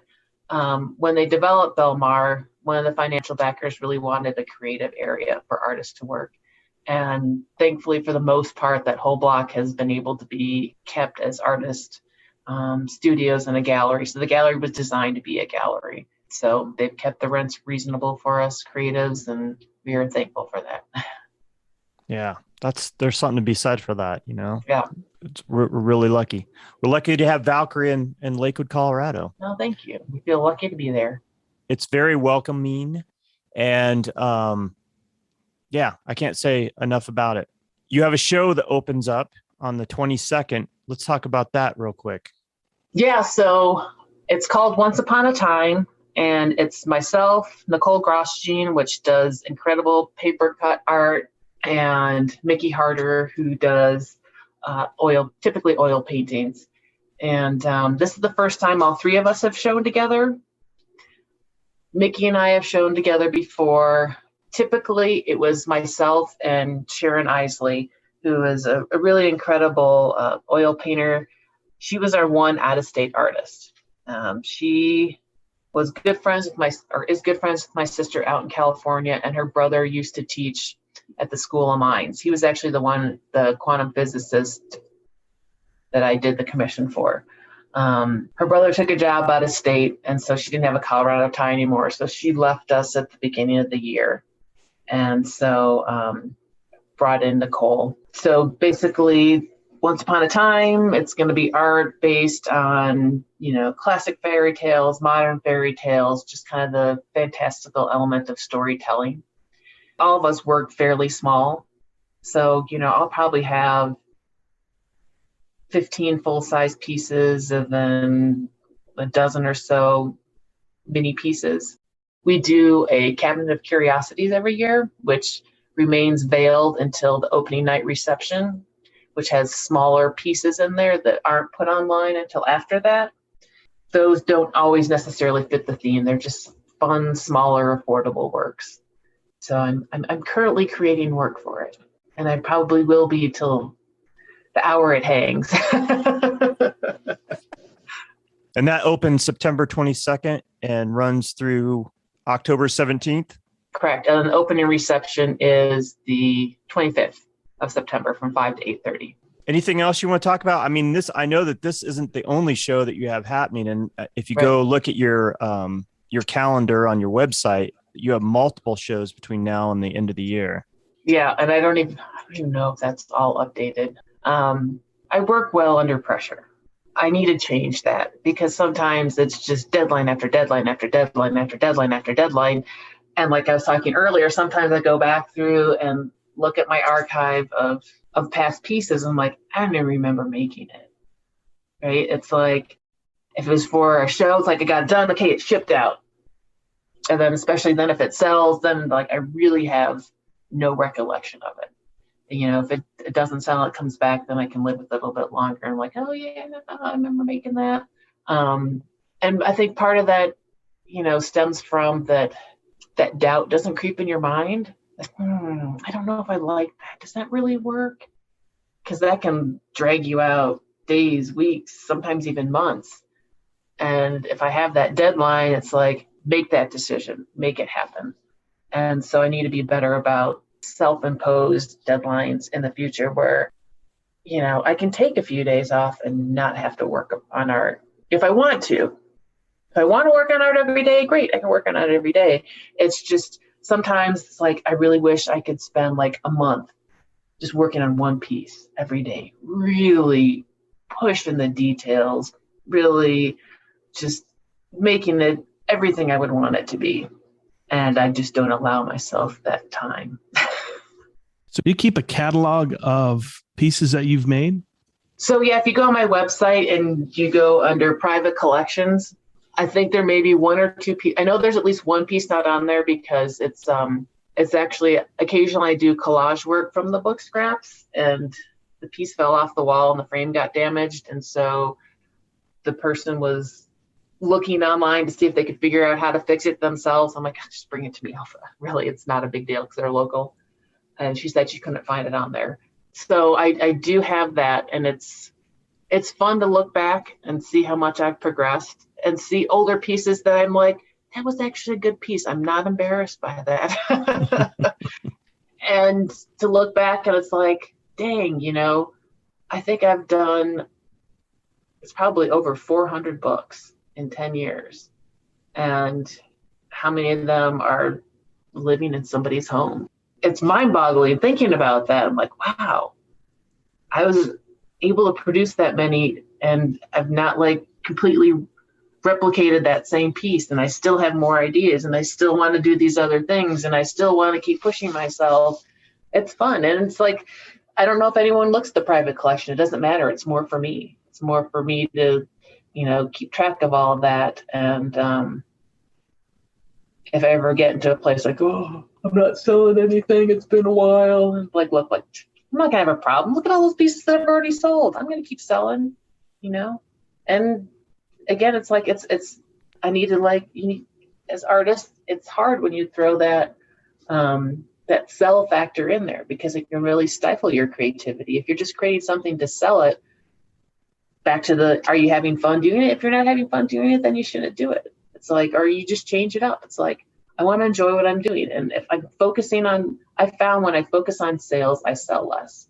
Yeah. If I focus on just creating because I want to create, I sell more. And because I think the pieces have that energy into them. They're like, oh, you can tell she had fun making this. So it's being on purpose too, then. Yeah. It's being true to yourself. Yeah. Right? Got anything else, Wes, you want to ask? I do have a question, and I'm going to pull it from way back. Todd asked a question, and we've only asked it one other time. So it's all tongue in cheek. Face tattoos, overrated or underrated? Oh, overrated. and for those of you who can't see me, people, I got my first tattoo in 1990. Okay. And I have quite a few. there are some people that can totally pull off face tattoos. And I think that those people, it's who they are. But yeah, I would say they're overrated for the most part. And if I remember right, I think Todd said they were underrated because he thought if you have cone is enough to have a face tattoo. God, I can't even talk. A face tattoo, then you know, way to man up, I guess. Or I don't remember how you said it, but yeah, if you can pull it off, and then more power to you. Yeah. It wouldn't be for me, but hey. And I said they're overrated. I would, I hope that my kids never get one, and my grandkids, I think, is what I said. But it's funny because, you know, like I said, I was 18 when I got my first one, and my mom's thought has always been, it's like, I don't really care what's on their body, what's on their head, hairstyle wise. It's who they are inside that's really important, right? And you know, and I have to agree with that. And but I think with any kind of trend, if you're getting it because it's trendy, then you probably shouldn't be getting it. Right. Especially that's a commitment right there. Yeah. But you have some lovely tattoos, what little bit I thanks. can see. And when I saw them, I'm like, I remember that question that Todd had. So I was keeping back, and I wasn't sure I was going to ask, but I thought, you know what, let's have some fun. Let's have some fun. No problem. Yeah. So who has more tattoos, you or Matt? Me. No questions. Yeah. No, Hands down. Yeah. Our daughter only has one, so, but that could be a whole nother podcast of Val and her tattoos. In 1990, you were at the beginning of it, like before tattooing had really become a big thing. Yeah, it was basically, you know, it's like you had to, most of the places were biker places, right? Yeah. To get tattooed. And there was not many to choose from. So was that in Fort Collins where you got that tattoo? No, most of them I got in Madison. And then I don't think I got any when I was living in Fort Collins. Then when I moved to Bloomington, Indiana from Madison, I got a lot done there as well. And then I didn't get any for 10, 15 years. I just kind of started up again last year, an annual birthday tattoo. So nice. Yeah. I like a good tattoo. I do like tattoos. Yeah. I mean, my mom has one. No, she's got two. So. And I have 0. And they're not for everybody. You know? 0 too. When I was in Okinawa, Japan, I looked at getting one and I could not make up my mind. I am such an indecisive person.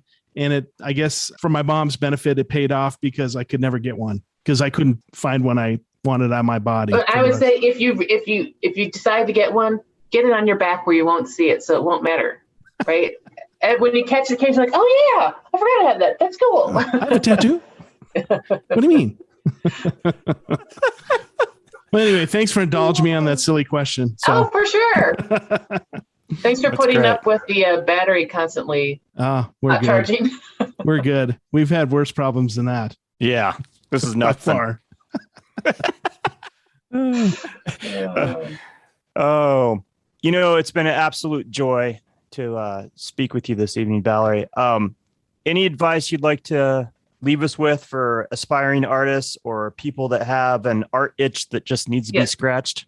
Definitely. A lot of art is rejection, right? Whether it's not getting into shows or not having sales, and realize that, you know, if you're doing it and you're passionate about it, your audience hasn't found you or you haven't found your audience.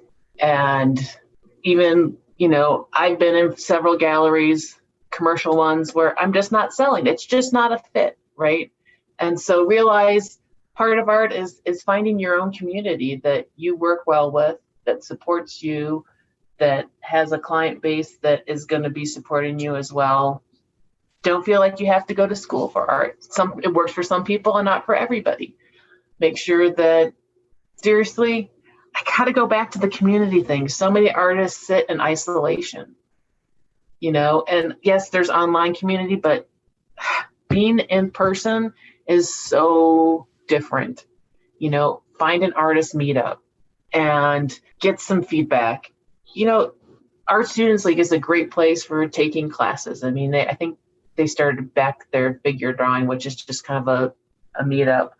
But find some place where there's other artists, because that's really, once I joined that Zip 37 co-op is really when I started taking off as an artist, because I could connect with other artists. I could see what other artists are doing. I could get their feedback. I could learn new techniques. I had a community. I had support. And I think that's vital, because if you're out there on your own and you feel like you're struggling, you probably are, because you're by yourself.